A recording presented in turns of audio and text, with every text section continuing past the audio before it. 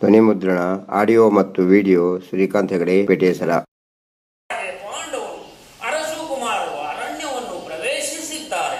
ಬಡವರು ಅವರನ್ನು ಅನುಗ್ರಹಿಸಬೇಕು. ಓಹೋ, ನಿಮ್ಮ ಭಾಷಾ ಪಾಂಡಿತ್ಯ ಹಾಳಾಗಲಿಕ್ಕೆ ಅದ್ಯಾಕೆ ಅಂದು ನಾನು ಚಿತ್ರಸೇನ ಬಂದ ಗಂಧರ್ವನನ್ನ ಹಿಡಿದು ಎಳೆದೊಯ್ಯುವಾಗ ನಿನ್ನ ಸುಯೋಧನನ ಬಿಡಿಸಿದಂತಹ ಸಂದರ್ಭ, ನೀನು ಆಯುಧವೇ ಬದಿಗೊತ್ತಿ ಮೊದಲು ಊರು ಸೇರಿಕೊಂಡವನಲ್ವೇನಾ? ನಿನಗೆ ಬೇಕಾಗಬೇಕವೇನು?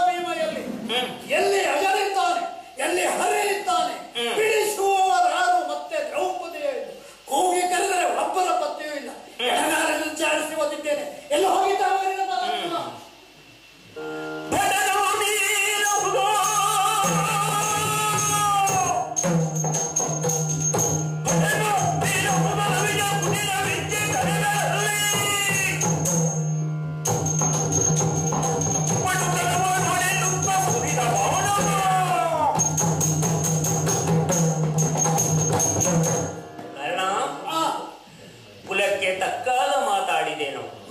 ಯಾಕೆಂದ್ರೆ ಸರ್ವಜ್ಞನಾಗಿ ಅಲ್ಲದೆ ಧರ್ಮಶಾಸ್ತ್ರ ನಿಪುಣನಾದಂತಹ ರಾಜಸೂಯಾದಂತಹ ಮಾಯಾಗದಲ್ಲಿ ಸಪ್ತ ಸಮುದ್ರಗಳ ನೀರನ್ನು ಅಭಿಷೇಕಿಸಲ್ಪಟ್ಟಂತಹ ಧರ್ಮರಾಜ, ಸಾಮ್ರಾಟನಾದಂತಹ ಧರ್ಮರಾಜ, ಅವನಿಗೆ ಏನಂದೆ? ಒಂದು ಪಶು ಅಂತ ಹೇಳಿದೆಯಲ್ಲ, ಒಂದು ಬೆಸಾಡಬೇಕಿತ್ತು. ಅದೇ ಅದೇ ಅಂತಹ ಪಶು ಅಂತ ಅವನನ್ನ ಕರೆದಾಗ ನೀನೆಷ್ಟರವನು ಅಂತ ಹೇಳಿಕೊಂಡಾಗ ಬಾಯಿ ಬಡುಕ ನಿಲ್ಲ ಯುದ್ಧಕ್ಕೆ ಫಲವನ್ನೆಲ್ಲ ಕಟ್ಟಿ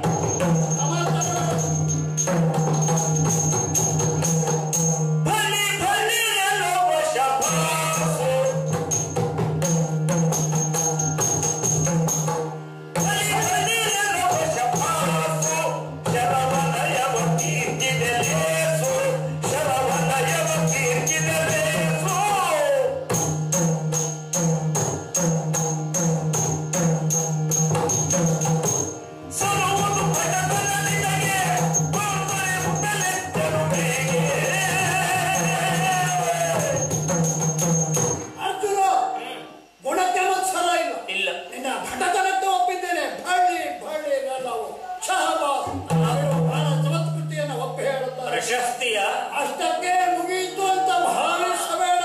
ನಿನ್ನ ದುರವಲಯವನ್ನು ತೀರ್ತಾ ಇದ್ದೇನೆ. ಮತ್ತೆ ಅಸ್ತ್ರ ಇದ್ರೆ ಪರದೆ ಬಿಡು.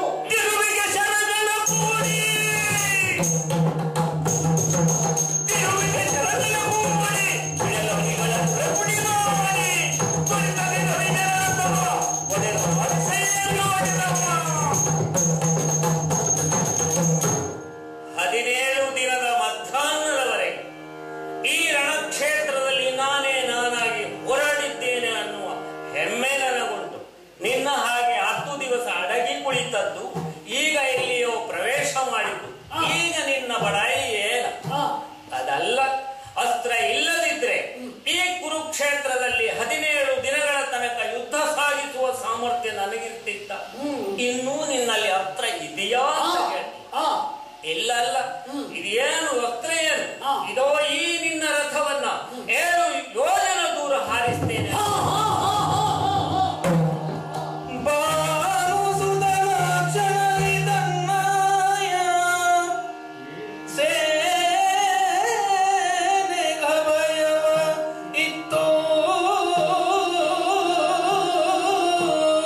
ಹೆದರಬೇಡಿ,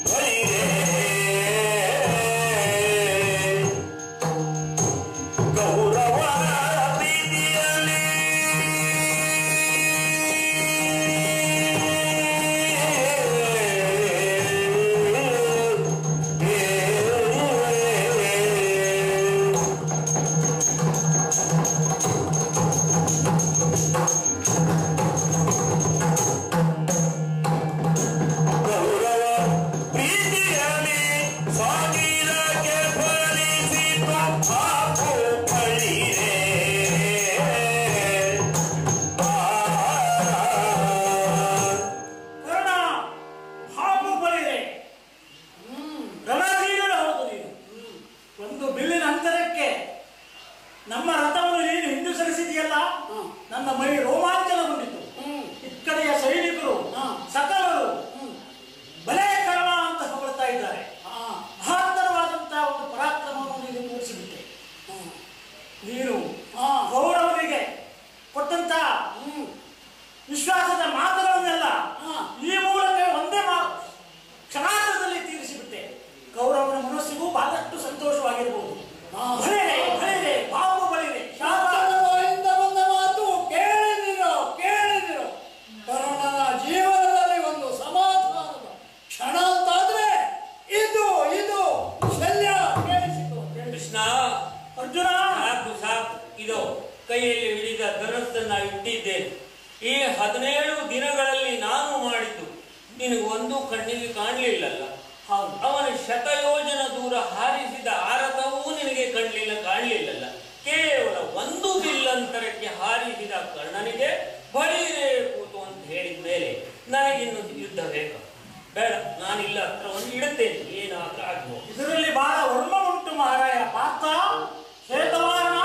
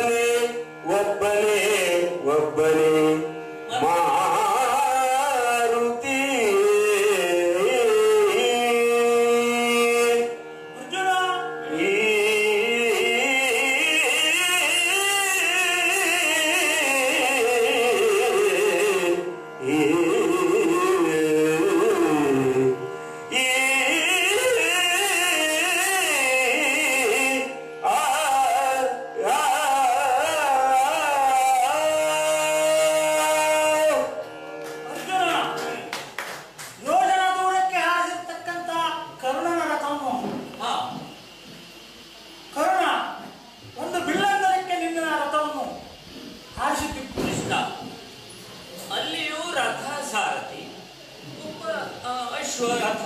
ಆದರೆ ಇಲ್ಲಿಯೂ ರಥ ಸಾರಥಿ ಅಶ್ವರಥ. ಏನು ವ್ಯತ್ಯಾಸ? ತುಂಬಾ ವ್ಯತ್ಯಾಸ ಉಂಟು. ಏನು? ಕರ್ಣನ ರಥ ಒಬ್ಬ ಸಾಮಾನ್ಯ ಬಡಗಿ ಮಾಡಿರ್ತಕ್ಕಂಥ ರಥ.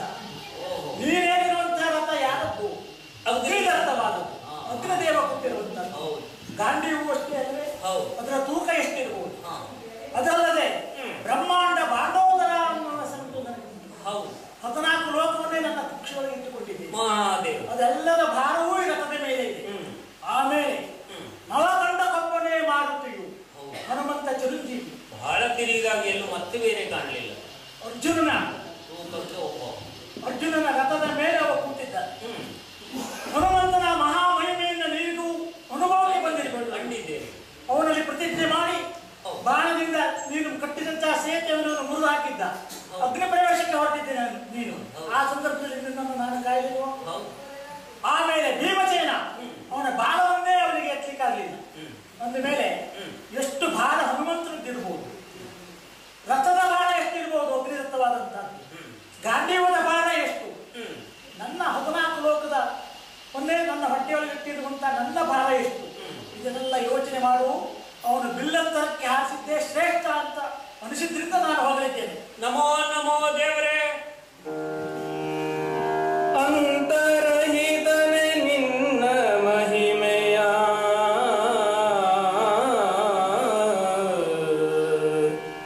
ಅಂತರಹಿತನೆ ನಿನ್ನ ಮಹಿಮೆಯ, ನಿಂತು ಬಣ್ಣಿ ಪರಾರು ಲೋಕದಿ, ನಿನ್ನ ಮಹಿಮೆಯ ನಿಂತು ಬಣ್ಣಿ ಪರಾರು ಲೋಕದಿ,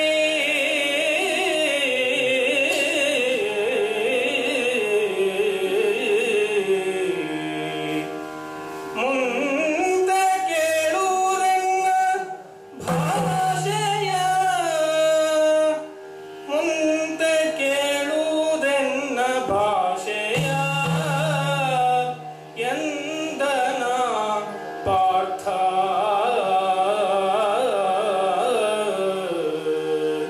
ಆ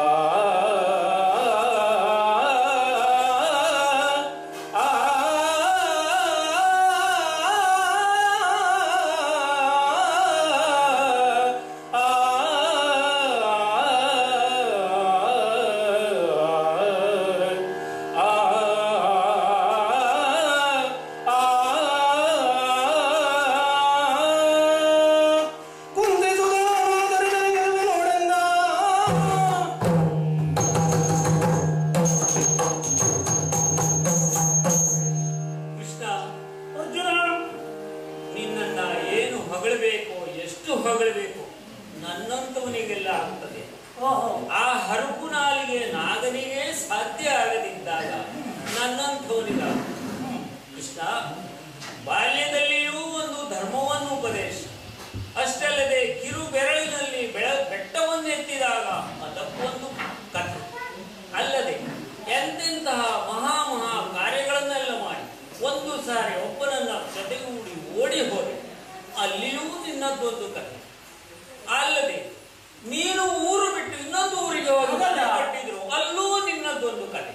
ಹೀಗಾಗಿ ಕಥೆಯ ವಿಶೇಷವೇ ನಿನ್ನ ಮಹಿಮೆ ಎಂಬಾಗ ನನ್ನಂಥವನಿಗೆ ಏನು ಅರ್ಥ ಆದೀತು. ಕೃಷ್ಣ, ನಮೋ ನಮಃ. ಇಂದು ನಾವು ಹಿಡಿದದ್ದು ಯುದ್ಧ 17 ದಿವಸದ ಅರ್ಧ ಭಾಗ ಕಳೆದು ಹೋಗಿದೆ. ಉಳಿದ ಇನ್ನರ್ಧ ಭಾಗದಲ್ಲಿ ನಿನ್ನ ಅನುಗ್ರಹ ಒಂದು ಇದ್ರೆ ಏ ಕಾರಣನನ್ನು ಯಾವ ಲೆಕ್ಕ ಅವನ ತಲೆ ಕಡಿಯದಿದ್ರೆ ನಿನ್ನ ಭಕ್ತ ನಾನಲ್ಲ. ಶಾಬಾಷ್ ಶಾಬಾಷ್, ನೀನು ಹೊರತಾ ಇದ್ದೇನೆ. ನೀನು ಹಿಡಿದಿರ್ತಕ್ಕಂತಹ ಬಾಣ ಶ್ರೀರಾಮಚಂದ್ರನ ಹಿಡಿದಿರ್ತಕ್ಕಂತಹ ಬಾಣಕ್ಕೆ ಸಮಾನವಾದದ್ದು. ನೀನು ಮಾಡಿದಂತಹ ವಚನ ಶ್ರೀರಾಮನ ಮಾತನಾಡಿದಂತೆ ತನ್ನ ವಚನವನ್ನ ಪ್ರತಿಜ್ಞಾಪೂರ್ವಕವಾಗಿ ಪೂರೈಸುತ್ತಾನೆ. ಹಾಗೆಯೇ ನೀನು ಪೂರೈಸುತ್ತೀನಿ ಎಂಬಂತ ವಿಶ್ವಾಸ ಉಂಟು. ಆದ್ರಿಂದ ತಡ ಮಾಡಬೇಡ, ಯುದ್ಧಕ್ಕೆ ಸಿದ್ಧ. ಕೆಲವರು ಆಯುಧ ಹಿಡಿದು ತೆಗೆದರೂ ಹೊಂಡ ತೆಗೆಯಲಿಕ್ಕಾಗುವುದಿಲ್ಲ.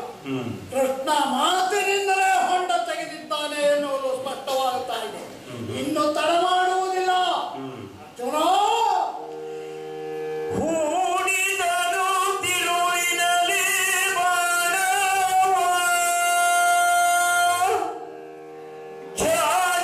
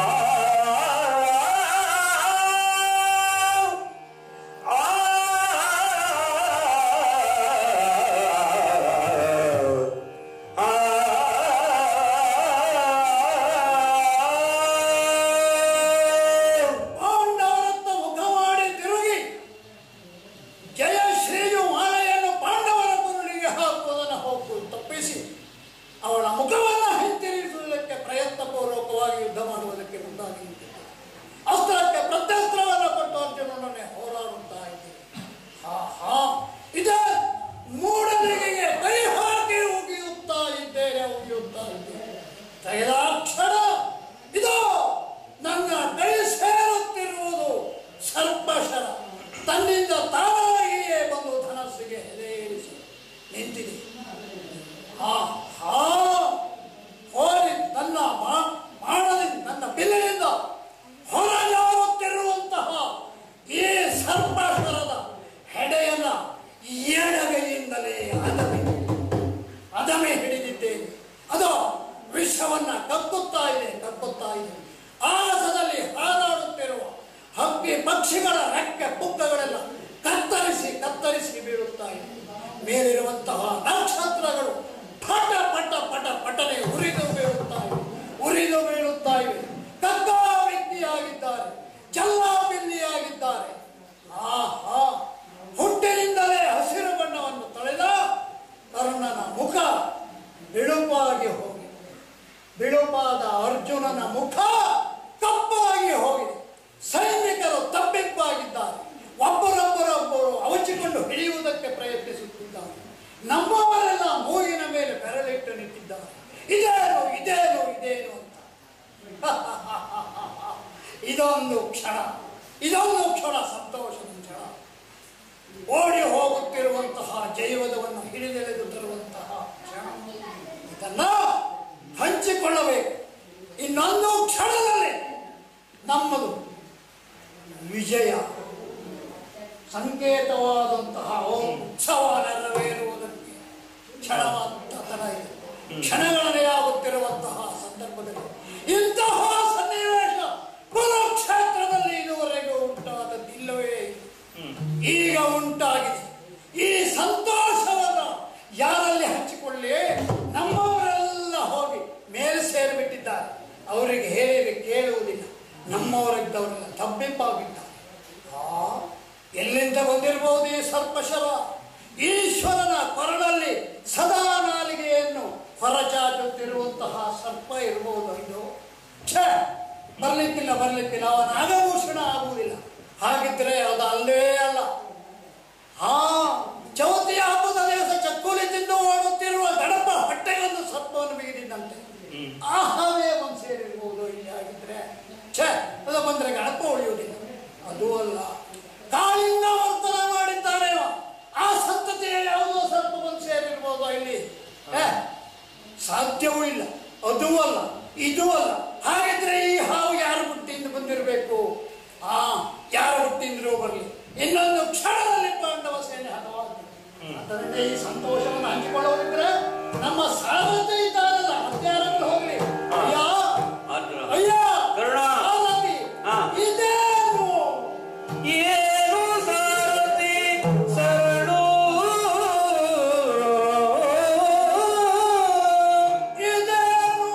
ಏನು ಸಾರಥಿ ಸರಳು, ಪಾಂಡವ ಸೇನೆಯನ್ನು ಗೆಲ್ಲಬಹುದೇ?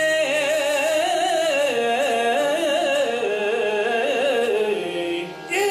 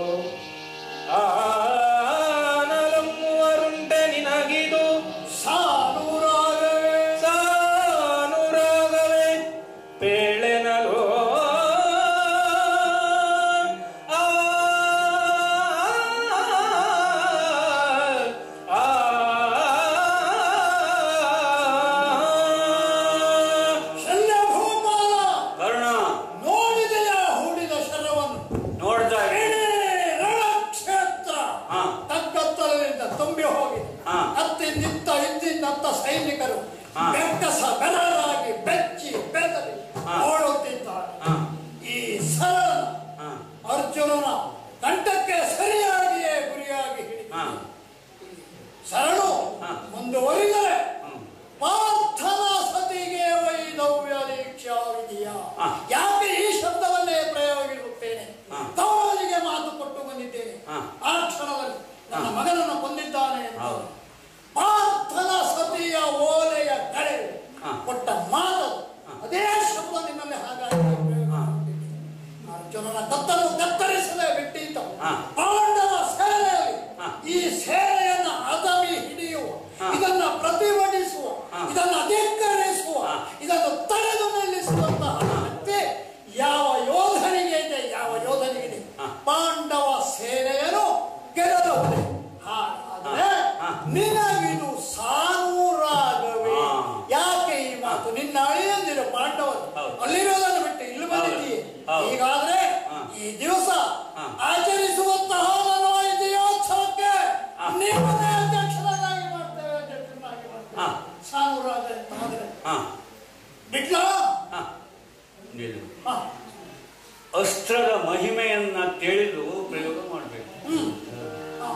ಯಾಕೆ ಕೇಳಿದ್ರೆ ಇದು ಅಸ್ತ್ರವೋ ಶಸ್ತ್ರವೋ ವಿಚಾರ ಮಾಡಿದ್ರೆ ಶಸ್ತ್ರ ಕೇವಲ ಆಯುಧ, ಅಸ್ತ್ರ ಮಂತ್ರಭೂತವಾದದ್ದಕ್ಕೆ ಅಸ್ತ್ರ ಅಂತ ಹೆಸರು.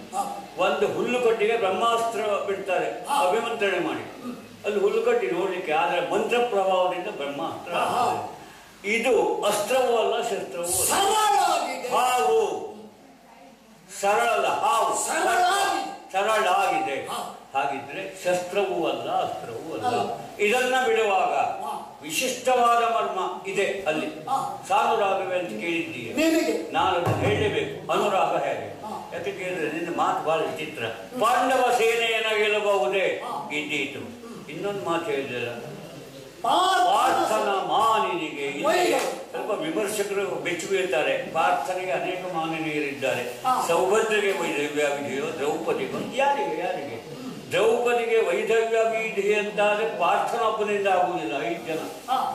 ಇದು ಸುಭದ್ರೆಯಿಂದ ಆಗಬಹುದು ಅಂತ ಏಕಮಾನಿನಿ, ಉಲೂಪಿಯಿಂದ ಆಗಬಹುದು. ನಿನ್ನ ಅಂತೂ ಪಾರ್ಥನನ್ನ ಗೆಲ್ಲಲಿಕ್ಕೆ ಸಮರ್ಥ ಇದೆ. ಸಾನೂರಾಗವೇ ಅಲ್ವಾ? ನಾನು ಹೇಳ್ತೇನೆ, ಈ ಅಸ್ತ್ರ ಪ್ರಯೋಗದಲ್ಲಿ ಹೆಚ್ಚು ಕಡಿಮೆ ಆಗಿದೆ, ಬಾಕಿಯೆಲ್ಲ ಸರಿ. ಇದು ನೀನಾಗಿ ನಿನಗೂ ಗೊತ್ತಿಲ್ಲ ಈ ಅಸ್ತ್ರ ಇದ್ದದ್ದು. ಬಚ್ಚಳಿಗೆ ಕೈ ಹಾಕಿದಾಗ ಹಾವು ಬಂತು, ಸರ್ಪಾಸ್ತ್ರ ಬಂತು ಅಲ್ವಾ? ನೀನು ಸಂಭಾಷಿಸಿದ್ದ ಅಲ್ಲ, ನಿನ್ನೊಳಗೆ ಬಂದು ಸೇರಿ. ಇದನ್ನು ಬಿಡಬೇಕಾದ್ರೆ ಒಂದಿಷ್ಟು ಯುಕ್ತಿ ಇದೆ. ಯಾಕಂದ್ರೆ ನಾನು ಬಲ್ಲವನು, ನಾ ಸಾರಥಿತನದಲ್ಲೂ ಯುದ್ಧ ಮಾಡುವುದರಲ್ಲಿ ಬೆಳಗಿದವನು. ಈ ಅಸ್ತ್ರ ಬಿಡುವಾಗ ಹೀಗೆ ಬಿಡಬೇಕು ಅಂತ ನಿರ್ಣಯ. ಸರ್ಪಾಸ್ತ್ರವನ್ನು ಬಿಡುವಾಗ ಲಕ್ಷ್ಯಕ್ಕಿಂತ ಮೇಲೆ ಲಕ್ಷ್ಯ ಹಾಕಿ ಬಿಡಬೇಕು. ನಿನ್ನ ಲಕ್ಷ್ಯ ಎಲ್ಲಿ? ಪಾರ್ಥನ ಕೊರಳು, ಅವನ ತಲೆ ಹೋಗ್ಬೇಕು. ಆದ್ರೆ ಇದು ಉರಗಾಸ್ತ್ರ ಅಂತ ಹೆಸರು. ಉರಗ ಅಂದ್ರೆ ಎದೆಯಿಂದ ಹೋಗು, ಹೀಗೆ ಹೆಡೆ ಮೇಲಾಗಿ ಹೋಗ್ತದೆ. ಹಾವು ಹೆಡೆ ಬಿದ್ದಾಗ ಮೇಲ. ಇದು ನೀ ಬಿಟ್ರೆ ಮೇಲ್ಮುಖವಾಗಿ ಹೋಗ್ತದೆ, ಅದರ ಹೆಡೆ ಮೇಲಾಗ್ತದೆ. ಯಾಕಂದ್ರೆ ಸಿಟ್ಟು ಬಂದಿದೆ. ಹಾಗೆ ಸಿಟ್ಟು ಬಂದಾಗ ಮಾತ್ರ ಹೆಡೆ ಇರ್ತದೆ, ಇಲ್ಲಿದ್ರೆ ಹೆಡೆ. ಈಗ ಸಿಟ್ಟು ಬಂದ್ಕೊಂಡಿದೆ. ನಿನ್ನ ಸಿಟ್ಟಲ್ಲ, ಅದಕ್ಕೆ ಅವನ ಮೇಲೆ ಸಿಟ್ಟಿದ್ದಂಗೆ ಕಾಣ್ತದೆ. ಯಾರಿಗೆ? ಪಾರ್ಥನ ಮೇಲೆ ಬಿಡ್ತಾ ಇದೆ. ನೀವು ನನ್ನ ಕೆಲಸ ಮಾಡು, ಬಾಕಿ ಎಲ್ಲ ಸರಿ. ಅವನ ಕೊರಳಿಗೆ ನೀನು ಲಕ್ಷ್ಯ ಇಟ್ಟಿದ್ದೀಯ. ಅವನ ಕೊರಳಿಗಿಟ್ಟು ಕಿರೀಟ ಹೋಗ್ತದೆ. ಇನ್ನು ಕೆಳಗೆ ಮಾಡು, ಅವನ ಹೃದಯ ಭಾಗಕ್ಕೆ ಇಡು.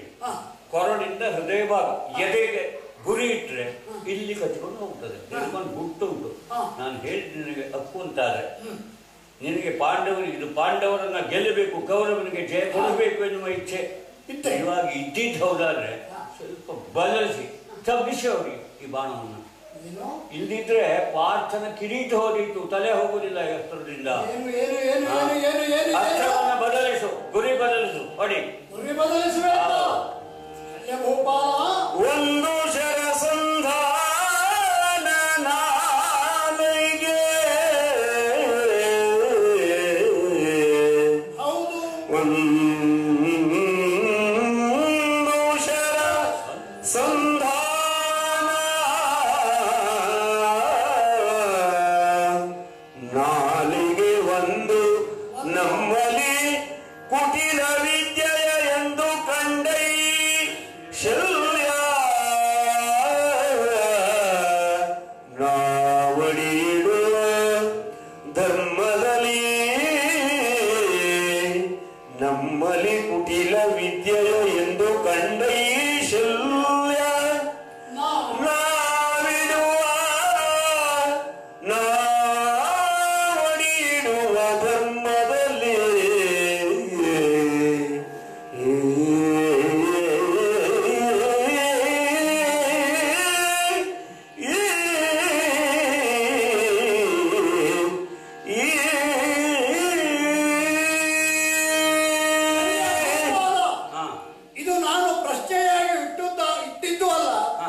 ಬಯಸಿದವನು ಅಲ್ಲ, ಹಂಚಿಕೊಳ್ಳುವುದಕ್ಕೆ ಬೇಕಾಗಿ ಉದ್ಗಾರವಾಗಿ ಮಾತಾಡಿದ ಮಾತು. ಅದು ಸಾನೂರಾಗಬೇಕು ಹೇಳಿದ್ದೀಯ, ನನಗೆ ಸಮ್ಮತವೇ ಇಲ್ಲ, ಹೀಗೆ ಮಾಡು. ಅದು ಶಲ್ಯ ಒಂದು ಶರ ಸಂಧಾನ, ಒಂದೇ ಸಾರೆ ಗುರಿ ಇಟ್ಟು ಹೊಡಿಬೇಕು. ಗುರಿ ಇಟ್ಟವನು ಗುರಿ ತಪ್ಪಿಸಬಾರದು. ಯಾರು ಏನೇ ಹೇಳಿ ನಾನು ಮಹಾರಥಿಕರ ಸಾಲಿಗೆ ಸೇರಿದ ಮಹಾವಿಕ್ರಮಿ ಎನಿಸಿಕೊಂಡು ಅರ್ಧರಥಿಕನೋ ಕಾಲಾಳೋ ಸೈನಿಕನೋ ಅಲ್ಲ, ಇಟ್ಟ ಗುರಿಗೆ ಹೊಡೆಯುವುದು ಯೋಧನ ಲಕ್ಷಣ. ಒಂದೇ ಶರ ಸಂಧಾನ.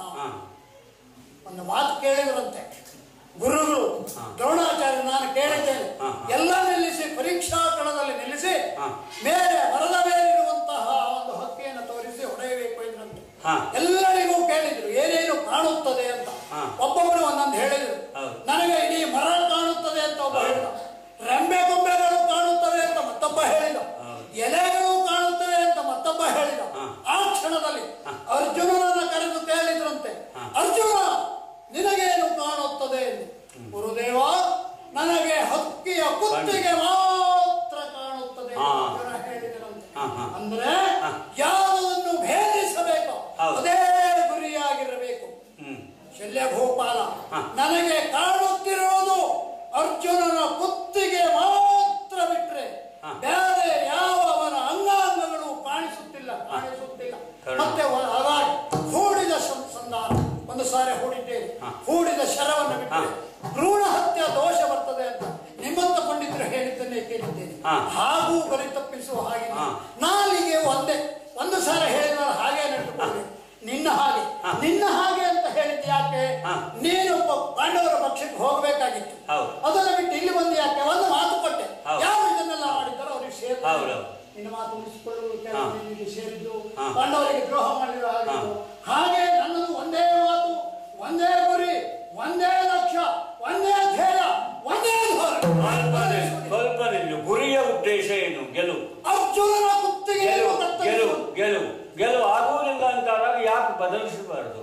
ಯಾಕಂದ್ರೆ ನೀ ಹೊಡೆದ್ರೆ ಅವನು ಕಿರೀಟ ಹೋಗ್ತದೆ, ಅವನು ಹೋಗುವುದಿಲ್ಲ. ಅರ್ಜುನ ಅವನ ಎದೆಗೆ ಗುರಿ ಹೊಡೆದ್ರೆ ಅವನ ತಲೆ ಹೋಗ್ತದೆ.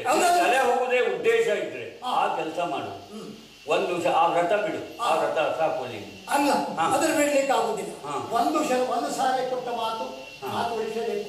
ನಾಲಿಗೆ ಒಂದು, ಗುರಿ ಒಂದು. ಅದು ಒಂದು ಇದು ಅಲ್ಲಲ್ಲ, ಶರ ಇದ್ರೆ ಸರಿ. ನೀ ಹೇಳಿ ಒಂದು ಶರ, ಇದು ಶರವೇ ಅಲ್ಲ, ಇದು ಸರ್ಪ. ನಿನಗಲ್ಲೂ ಅನುಕೂಲ ಗೆಲುವಾಗಿ ಬಿಡ್ಬೋದು. ನನ್ನ ಕೈಯಲ್ಲಿ ಹೂಡಿದ ಮೇಲೆ ಶರವೇ ಆಗಿದೆ, ಶರ ಆಗಿದೆ, ಸರ್ಪ ಆಗಲಿಲ್ಲ, ಶರವೇ ಆಗಿದೆ. ಆದ್ರಿಂದ ಗುರಿಯನ್ನು ಅಲ್ಲಿಗೆ ಇಟ್ಟಿದ್ದೇನೆ. ನಾನು ನೇರವಾಗಿ ಕುತ್ತಿಗೆಗೆ ಗುರಿ ಇಟ್ಟಿದ್ದೇನೆ. ನೀನು ಹೇಳಿದ ಹಾಗೆ ಮಾಡಿದ್ದೇನೆ. ಉರಕ್ಕಾಗಿ ಬೆಸ ಒಂದಾರು ಹೇಳಿ ಅದು ತಾಗಲಿಲ್ಲ ಎಂತಾದ್ರೆ ಕೈ ಕಾಲು ಕಳ್ಕೊಂಡು ಸೊಂಟ ಹುಡ್ಕೊಂಡು ಬಿದ್ದ ಅರ್ಜುನ ನನಗೆ ಬೇಡ. ಕುತ್ತಿಗೆ ಹೋಗುವ ಅರ್ಜುನೇ ನನ್ನ ಪಾರಿ ನನ್ನ ಗುರಿ ಆಗಿದೆ. ನಾಳೆ ಅಪವಾದ ಒಂದಿತ್ತು, ಅವರು ಶಲ್ಯ ಗುರಿ ತಪ್ಪಿಸಿದ ನನ್ನಂತ ನಿನಗೂ ಅಪವಾದ ಬರುವುದಲ್ಲ. ನಾನು ಗುರಿ ತಪ್ಪಿಸುವುದಿಲ್ಲ. ನೀನು ಏನು ಹೇಳಿದ್ರು ನಿನ್ನ ಸಂಬಂಧ ನನಗೆ ಬಿಡುವ ಹಾಗಿದ್ದೆ ಪ್ರಯೋಗ ಬಿಟ್ಟೆ.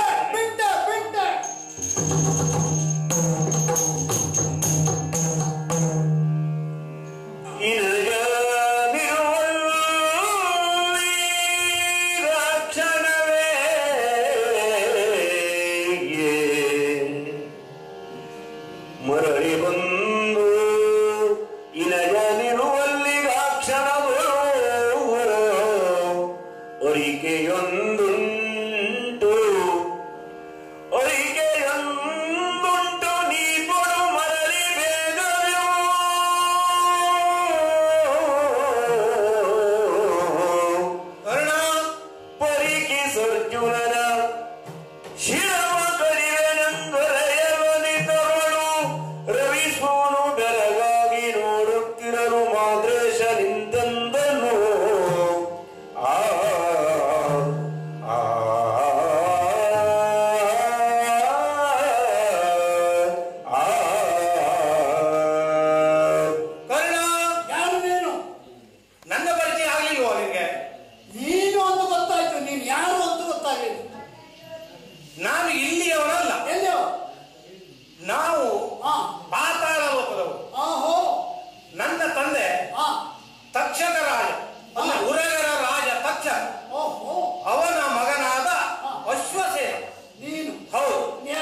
ಈಗ ಮತ್ತೆ ಇಲ್ಲಿ?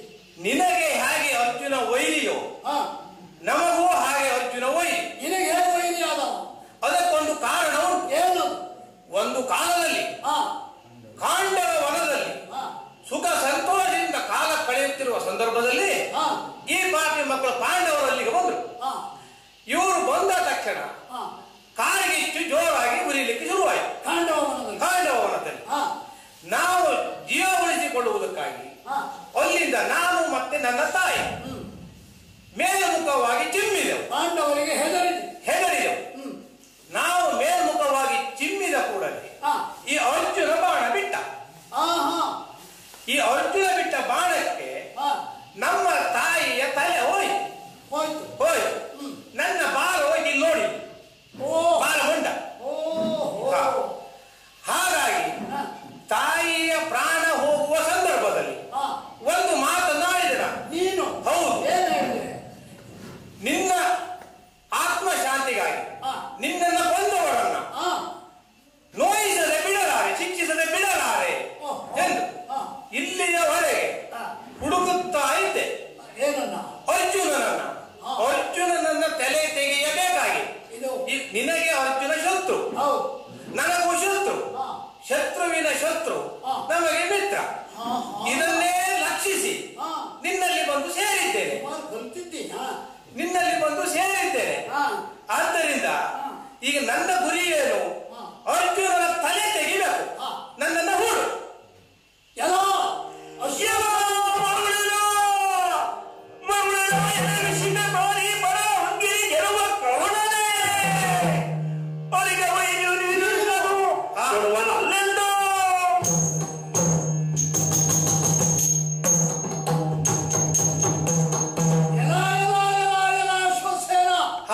ಯಾವಾಗ ಒಂದು ನನ್ನ ಬತ್ತಳಿಕೆಯನ್ನು ಸೇರಿದೆಯೋ ಗೊತ್ತಾಗಲಿಲ್ಲ ನನಗೆ. ಹಾ. ನೀನು ಸೇಡು ತೀರಿಸಿಕೊಳ್ಳಿಕ್ಕೆ ಬಂದವ ಎಂದಾಯ್ತು. ಹಾ. ಶಲ್ಯ ಒಂದಿಷ್ಟನ್ನು ಹೇಳಿದ್ದ ಬಿಡುವಾಗ ಹಾ. ಹೀಗೆ ಆಗುತ್ತದೆ ಅಂತ ಹಾ. ಅವ ಹೇಳಿದಾಗ ಆದದ್ದು ಹೌದು. ಅರ್ಜುನನ ಕಿರೀಟ ಕಚ್ಕೊಂಡು ಹೋಯ್ತು. ಹಾ. ಏನು ಬಾಯಿ ಕೊಡಬಾರ್ಕೊಂಡಿದ್ದೆ ಅವಾಗ? ಹಾಗಲ್ಲ ಹೀಗೆ ಬಿಡು ಹೇಳಲಿಕ್ಕೆ ಯಾಕೆ ಹೇಳಿಲ್ಲ ಅವನು? ಆವಾಗ ನೀನು ಕೇಳಿದ್ರೆ ಹೇಳ್ತಿದ್ನೋ ಏನೋ. ಹಾ. ನೀನು ನನ್ನ ಹೆಡೆಯನ್ನ ಅರುಮಿ ಹಿಡಿದುಕೊಂಡಿದ್ದೆ. ಹಾ. ಅದು ಅಲ್ಲದೆ ಹಾ. ನಾನು ಹೇಳಿ ಬಂದು ನಿನ್ನ ಬತ್ತಳಿಕೆಯಲ್ಲಿ ಸೇರಿದ್ದರೆ ಹಾ. ನೀನು ನನ್ನನ್ನು ಬಿಡಲು ಒಪ್ಪುತ್ತಿದ್ದೀಯೋ ಇಲ್ವೋ? ಓ. ಯಾಕೆಂದ್ರೆ ಹಾ. ಈ ಸರ್ಪದಿಂದ ಕರ್ಣನಿಗೆ ಗೆಲುವಾಯ್ತು ಅನ್ನುವ ಆ ಮಾತನ್ನು ನೀನು ಒಪ್ಪಲಿಕ್ಕೆ ತಯಾರಿಲ್ಲ ಬಹುತೇಕ. ಯಾಕೆ ನಿನ್ನ ಮಟ್ಟಿಗೆ ನಾನು ತಿಳ್ಕೊಂಡಾಗೆ. ಹಾ, ಹಾ. ಹಾಗಾಗಿ ಈಗಲೂ ಸತ್ಯವೇ. ನಿನ್ನಲ್ಲಿ ತಿಳಿಸಲೇ ಬಂದು ಸೇರಿಕೊಂಡವ ನಾನು. ಹಾ. ಆದ್ದರಿಂದ ಇನ್ನೊಮ್ಮೆ ನನ್ನನ್ನು ಪ್ರಯೋಗಿಸು. ಹಾ. ಯಾಕೆ ಹೇಳ್ತಾ ಇದ್ದೇನೆ? ಹಾ. ಈಗ ನೀ ಪ್ರಯೋಗಿಸ್ಲಿಕ್ಕೆ ನೀನು ತೊಂದರೆ ಉಂಟಾ? ಹಾ. ನನಗೆ ಅರ್ಜುನ ತಲೆ ತೆಗಿಲೇಬೇಕು. ಇಲ್ಲಿವರೆಗೆ ಯಾರು ತೆಗೆದ್ರೆ ಇವತ್ತು ನಾನು ತೆಗಿತೇನೆ. ನಿನಗೆ ಅರ್ಜುನನ ತಲೆ ತೆಗಿಬೇಕು ಅಂತಾಗ ನನಗೂ ಉಂಟು. ಹಾ. ಆದರೆ ಎಲ್ಲಾ ಬಾಲಮೋಟ ಸರ್ಪವೇ, ನಿನ್ನಂತವರ ಹಂಗಿಂದ ಅರ್ಜುನನ ಗೆಲ್ಲಬೇಕಾದ ಅಗತ್ಯ ಇಲ್ಲ. ನಾಳೆ ಅರ್ಜುನ ಸತ್ತು ನಾನು ಕೊಂದಿದ್ದೇನೆ ಪ್ರಚಾರ ಮಾಡ್ತಾ ಹೋಗುವವನೇ. ನಿನ್ನಂತ ಪ್ರಚಾರಕ್ಕೆ ನನಗೆ ಬೇಕಿಲ್ಲ. ನಿನ್ನ ಅವಶ್ಯಕತೆ ನನಗಿಲ್ಲ. ಹೋಗ್ತೇನೆ ಸ್ವಲ್ಪ ತಡೆ. ಈಗ ನೀನು ಈಗ ಸಮಸ್ಯೆ ಏನು ಅಂತ ಬೇಕು ನನಗೆ. ಈಗ ನನಗಂತೂ ಒಂದು ತಲೆ ತೆಗಿಲೇಬೇಕು. ನೀನು ಯಾಕೆ ನನ್ನನ್ನು ಎರಡನೇ ಬಾರಿ ಪ್ರಯೋಗಿಸಲಿಕ್ಕೆ ತಯಾರಿಲ್ಲ? ಈಗ ಒಂದು ಹೇಳ್ತೇನೆ ನಿನಗೆ. ಈಗ ಕೆಲವೊಂದು ನಾನು ತಿಳ್ಕೊಂಡಿದ್ದೇನೆ ನಿನ್ನ ಬಗ್ಗೆ. ಈ ನಿನಗೆ ಮೊದಲನೇದು ಯಾವುದು ಆಗಿ ಬರುವುದಿಲ್ಲ. ಯಾಕೆಂದ್ರೆ ನೋಡು, ನೀನು ಹುಟ್ಟಿನಿಂದಲೇ ನೋಡು, ನಿನ್ನ ಹೆತ್ತ ತಾಯಿ ಯಾರು ಗೊತ್ತಿಲ್ಲ. ಎರಡನೇ ತಾಯಿ ಸಾಕಿದಳು. ಆಮೇಲೆ ವಿದ್ಯಾಭ್ಯಾಸಕ್ಕೆ ದ್ರೋಣದಲ್ಲಿ ಹೋದೆ, ಅಲ್ಲಿ ಆಗಲಿಲ್ಲ. ಎರಡನೇ ಗುರುಗಳಾದ ಪರಶುರಾಮದಲ್ಲಿ ಹೋದೆ, ಅಲ್ಲಿ ವಿದ್ಯಾಭ್ಯಾಸವನ್ನು ಕಲಿತೆ. ಇಂತಹ ಕೆಲವು ಘಟನೆಗಳು ನಿನ್ನ ಜೀವನದಲ್ಲಿ ನಡೆದಿದೆ. ಅದನ್ನು ನಾವು ತಿಳ್ಕೊಂಡದ್ದು, ಕೇಳಿ ತಿಳಿದದ್ದು. ಹಾಗಾಗಿ ಈ ಎರಡನೆಯನ್ನು ಹೇಳುವುದೇ ಬಹುತೇಕ ನಿನ್ನ ಜೀವನದಲ್ಲಿ ಸಾರಾವಳಿ ಬರ್ತದೆ. ಆದ್ದರಿಂದ ಹೇಳ್ತಾ ಇದ್ದೇನೆ, ಅರ್ಜುನನ ತಲೆ ತೆಗಿತೇನೆ. ಎರಡನೇ ಬಾರಿಯನ್ನು ಪ್ರಯೋಗಿಸಿ. ಕೊಟ್ಟ ಬಾಣವನ್ನು ಪುನಃ ತೊಡಲಾರನೆ ಎಂಬ ಕೊಟ್ಟ ಮಾತುಂಟು ನಂದು. ನನ್ನ ಮಾತನ್ನು ಉಳಿಸಿಕೊಳ್ಳುವುದಕ್ಕೆ ನೀನೇ ಮತ್ತೆ ಬೇರೆ ಯಾರು? ನಿನ್ನ ಅಪ್ಪನ ಬಂದು ಹೇಳಿದ್ರು, ನಿನ್ನ ಮಗ ಬಂದು ಹೇಳಿದ್ರು, ನಿನ್ನ ಸಂಬಂಧಿಕರು ಹೇಳಿದ್ರು. ನಾನು ಅದನ್ನು ಒಪ್ಪುವುದಿಲ್ಲ. ಅಲ್ಲ ಮರಯ್ಯ, ನಿನ್ನ ಕಾಲಿಗಾದ್ರೂ ಬೀಳ್ತೇನೆ. ನಿನ್ನನ್ನು ನನ್ನ ತಂದೆ ಸ್ಥಾನದಲ್ಲಿ ನೋಡ್ತೇನೆ, ಅಥವಾ ತಂದೆ ಅಂತ ಆದ್ರೂ ಬೇಕಾದ್ರೂ ಹೋಗ್ತೇನೆ. ಅದಕ್ಕೆ ನನಗೆ ಏನು ಅಭ್ಯಂತರ ಇಲ್ಲ. ನನ್ನನ್ನು ಒಮ್ಮೆ ಪ್ರಯೋಗಿಸಿ. ಆಗುವುದಿಲ್ಲ. ನೀವು ಯಾವ ಸ್ಥಾನದಲ್ಲಾದ್ರೂ ನೋಡು, ನನಗೆ ಅದರ ಸಂಬಂಧ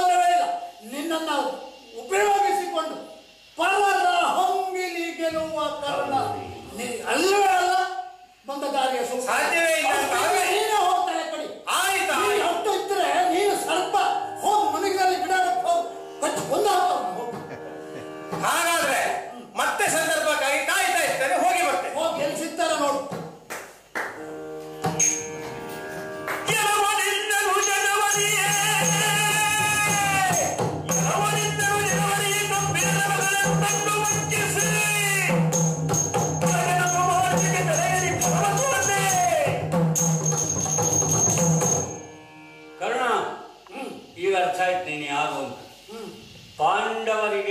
ಪಾಂಡವರನ್ನ ಸೋಲಿಸಿ ಕೌರವನಿಗೆ ಜಯ ತಂದು ಕೊಡುವುದಕ್ಕಾಗಿ ಸೇನಾಧಿಪತಿಯನ್ನಾಗಿ ಮಾಡಿದ್ರು ನಿನ್ನ. ಈಗ ಅಂತ ಸಂದರ್ಭ ಅವರಿಗೆ ಬಂದಿತ್ತು ಸರ್ಪಾಸ್ತ್ರ. ಇದನ್ನು ನೀನು ನಿನ್ನ ವ್ರತ ಒಂದು ಶರಸಂಧಾನ ಇದಕ್ಕೆ ಕಟ್ಟಿಬಿಟ್ಟು ತಿರಸ್ಕಾರ ಮಾಡಿದೆ. ಇನ್ನೇನಿದೆ ನಿನ್ನಲ್ಲಿ ಪಾಂಡವರನ್ನು ಗೆಲ್ಲುವುದು? ಪಾರ್ಥನನ್ನು ಸೋಲಿಸುವುದಕ್ಕೆ ನಿನ್ನಲ್ಲಿರುವ ಅಸ್ತ್ರಶಸ್ತ್ರ ಸಮೂಹ ಯಾವುದು ತೋರಿಸ್ತೀಯ? ಮುಂದಿಗೆ ನನ್ನ ಹತ್ರ ನೀನು ಹೇಳುವುದನ್ನೆಲ್ಲ ಹೇಳಿ ಮುಗಿಸ್ಬಿಡುವ. ಏನು ಹೇಳಬೇಕು ಅನಿಸ್ತದೆಯೋ ಮತ್ತೆ ಸಂದರ್ಭ ಬರ್ತದೆ ಅಂತ ಹೇಳಲಿಕ್ಕಾಗುವುದಿಲ್ಲ. ಏನೇನು ಹೇಳಬೇಕು ಅಂತ ಒಂದು ಶರಸಂಧಾನ ಆ ವ್ರತಕ್ಕೆ ಕಟ್ಟು ಬಿದ್ದು ಇದನ್ನು ಬಿಟ್ಟೆ. ಹೌದು. ಮುಂದೇನು ಅಂತ, ಯಾಕಂದ್ರೆ ಈಗ ಪಾರ್ಥನ ಗೆಲ್ಲುವುದಕ್ಕೆ ಬಹಳ ಹೊತ್ತಿಲ್ಲ, ಸೂರ್ಯಾಸ್ತ ಆಗ್ತಾ ಇದೆ. ಅಮ್ಮ ಪ್ರತಿಜ್ಞಾಬದ್ಧ, ನೀನು ಪ್ರತಿಜ್ಞಾಬದ್ಧ. ಈ ಪ್ರತಿಜ್ಞೆ ಈಡೇರಿಸುವಾಗ ನಿನ್ನದಾದಂತಹ ಸಾಮರ್ಥ್ಯವನ್ನು ಈಗ ತೋರಿಸ್ಬೇಕು. ಸೂರ್ಯಾಸ್ತ ಆಗ್ತಾ ಇದೆ. ಶಲ್ಯಭೂಪಾಲ ಇಂದು ಬೆಳಗ್ಗೆ ರಣಕ್ಷೇತ್ರಕ್ಕೆ ಬರುವಾಗ ನಾನೇನು ಹೇಳಿದ್ದೆ? ತೋರಿರೈ ಪಾರ್ಥನ, ತೋರಿರೈ ನರನ, ತೋರಿದವರಿಗೆ ಕೊರಳ ಪದಕವ ನೀವೇ, ಮುತ್ತಿನ ಹಾರವ ಕೊಡಬೇಕು ತೋರಿಸಿದ್ದೆ. ಹೌದಾ? ನೀನು ಹೇಳಿದೆ ನಿನಗೆ ನರನ ತೋರ್ಪೆ ವಿತ್ತ ಕೊಡಲು ಬೇಡ, ನರನ ಗೆಲುವ ಶರದ ತೋರು. ಈಗ ಒಂದು ಶರ ಕಂಡೆ ನೀನು, ಹೋಯ್ತು, ಅಲ್ಲಿಗೆ ಮುಗಿಲಿಲ್ಲ. ಅದು ತಾನಾಗಿ ಬಂದು ಸೇರಿಕೊಂಡವ. ಅದರ ಅಗತ್ಯತೆಯನ್ನು ನಾನು ಎಂದೂ ಬಯಸುವುದೂ ಇಲ್ಲ. ಅದಾಗಿ ಬಂದಿತ್ತು, ಬಿಟ್ಟಿದ್ದೇನೆ. ಮೊತ್ತಕ್ಕೆ ನನ್ನ ಬತ್ತಳಿಕೆ ಬರಿದಾಗಿದೆ ಅಂತ ಭಾವಿಸಬೇಡ. ನನ್ನ ಬತ್ತಳಿಕೆಯಲ್ಲಿ ಇನ್ನೂ ಅಸ್ತ್ರ ಉಂಟು, ಬಿಡ್ತೇನೆ. ಏನು ಯೋಚಿಸಬೇಕಾದಂತಹ ಅಗತ್ಯ ಇಲ್ಲ.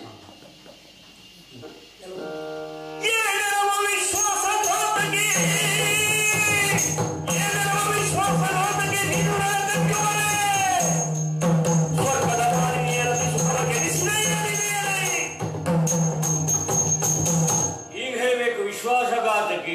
ಎಷ್ಟು ವಿಶ್ವಾಸ ಆಯ್ತಾ ಕೌರವ? ನಿನಗೊಂದು ವ್ಯಕ್ತಿತ್ವವನ್ನೇ ಕೊಟ್ಟವ ಕೌರವ. ಅಂದು ಶಸ್ತ್ರಾಭ್ಯಾಸದ ಸಂದರ್ಭದಲ್ಲಿ ಸೂತಪುತ್ರ ಅಂತ ಎಲ್ಲ ಮೂದಲಿಸುತ್ತಿರುವಾಗ ಅಂಗರಾಜ್ಯದ ಅಭಿಷೇಕ ಮಾಡಿ ರಾಜಕುಮಾರ ಅಂತ ಘೋಷಣೆ ಮಾಡಿದ. ಅಲ್ಲಿಂದ ಇಲ್ಲಿಗೆ ಹಸ್ತಿನಾವತಿಯ ರಾಜ ಸುಖವನ್ನೆಲ್ಲ ಅನುಭವಿಸಿದ್ದೀಯೇ ಕೌರವನ ಸತ್ಯದಿಂದ. ಕೌರವನಿಗೆ ಗೆಲುವಾಗುವ ಸಂದರ್ಭದಲ್ಲಿ ನೀನು ನಿನ್ನ ವ್ರತ ಹೆಚ್ಚಾಗೋಗಿದೆ. ಗೊತ್ತಾಯಿತು, ವಿಶ್ವಾಸಘಾತಕಿ ನೀನು. ಇಲ್ಲಿದ್ದರೆ ಈ ಸಂದರ್ಭದಲ್ಲಿ ಶಸ್ತ್ರ ನೀನು ಅದನ್ನು ತೊಟ್ಟರೆ ನಿನ್ನ ಮಾತು ಬರೀತಿತ್ತು, ಕೌರವ ವಿಜಯಿ ಆಗ್ತಿದ್ದ, ನಾವೆಲ್ಲ ಇಲ್ಲಿ ಬಂದಿದ್ದು ಸಾರ್ಥಕ ಆಗ್ತಿತ್ತು. ಅದನ್ನೂ ಮಾಡದೆ ನಿನ್ನದಾದ ಹಠವನ್ನೇ ಸಾಧಿಸಿ ಬುಡದಿಂದ ನೀನು ಮಾಡಿದ್ದವರೆ ನಿನ್ನದಾದದ್ದನ್ನು ನಿನ್ನದೇ. ನೀನು ಅವನು ಹೇಳಿದ್ನಲ್ಲ, ಸರ್ಪಾಸ್ತ್ರ ಭಾಳ ಸರಿ ಹೇಳ್ತದೆ. ಗುರುಗಳಲ್ಲಿ ಎರಡನೇ ಗುರುಗಳು, ಈ ಎರಡನೇ ತಾಯಿ, ಎಲ್ಲ ಎರಡು ನಿನ್ನ ಬುದ್ಧಿ ಎರಡರಲ್ಲಿ ಹಂಚಿ ಹೋಗ್ತಾ ಇದೆ. ನಾನು ಹೇಳ್ತೇನೆ, ವಿಶ್ವಾಸಘಾತಿಯಕ್ಕೆ ಆಗಬೇಡ. ನಿನ್ನಲ್ಲಿ ಪರಮ ವಿಶ್ವಾಸವನ್ನು ಕೌರವ ಇಟ್ಟಿದ್ದಾನೆ. ಈಗ ಪುನಃ ಯುದ್ಧ ಮಾಡಬೇಕಾದಾಗ ಈ ಶಸ್ತ್ರ ತೊಡುವಂತಲ್ಲ, ಇನ್ನು ಮುಂದಿನ ಯುದ್ಧ ಘೋರವಾದ ಯುದ್ಧ ಆಗಬೇಕು. ತೊಡಗು. ಅದಕ್ಕೆ ನನ್ನನ್ನು ಯಾವ ಸಾಲಿಗೆ ಸೇರಿಸ್ತಾ? ವಿಶ್ವಾಸಘಾತಕಿ. ಉಳಿದು ಹೋದ ಭೀಷ್ಮರ ಸಾಲಿಗೆ ಸೇರಿಸ್ತಾ ಇದ್ದೀರಾ? ಉಳಿದು ಹೋದಂತ ದ್ರೋಣರ ಸಾಲಿಗೆ ಸೇರಿಸ್ತಾ ಇದ್ದೀರಾ? ಹೌದು, ಅರ್ಥ ಆಯ್ತು. ನಂಬಿ ಹಿಡಿದರೆ ನದಿಯ ಮಗ ಹಗೆಯಂಬಿ ಇದ್ದನು ಕಾಯುವನು ಸುತನೆಂಬ ನೆವದಲ್ಲಿ ತನುವ ಬಿಸುಟಿದ ಗರುಡಿಯಾಚಾರ್ಯ.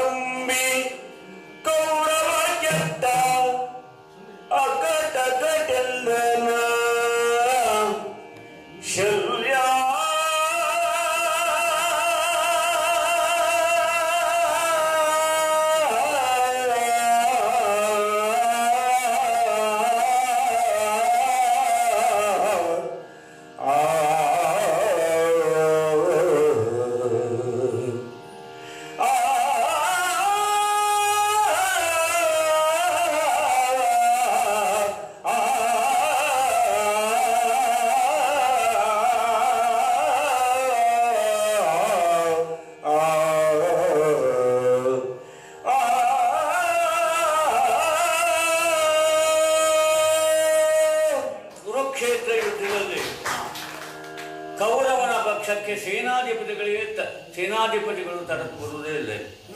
ಭೀಷ್ಮ ಸೇನಾಧಿಪತಿಯಾದ ಅಕ್ಷಯ ಅನೇಕ ಪರಾಕ್ರಮವನ್ನು ತೋರಿಸಿದವ, ದಿನಕ್ಕೆ 10,000 ಮುಕ್ತಮದ್ದನ್ನು ಮಲ್ಲಿಸಿದವ.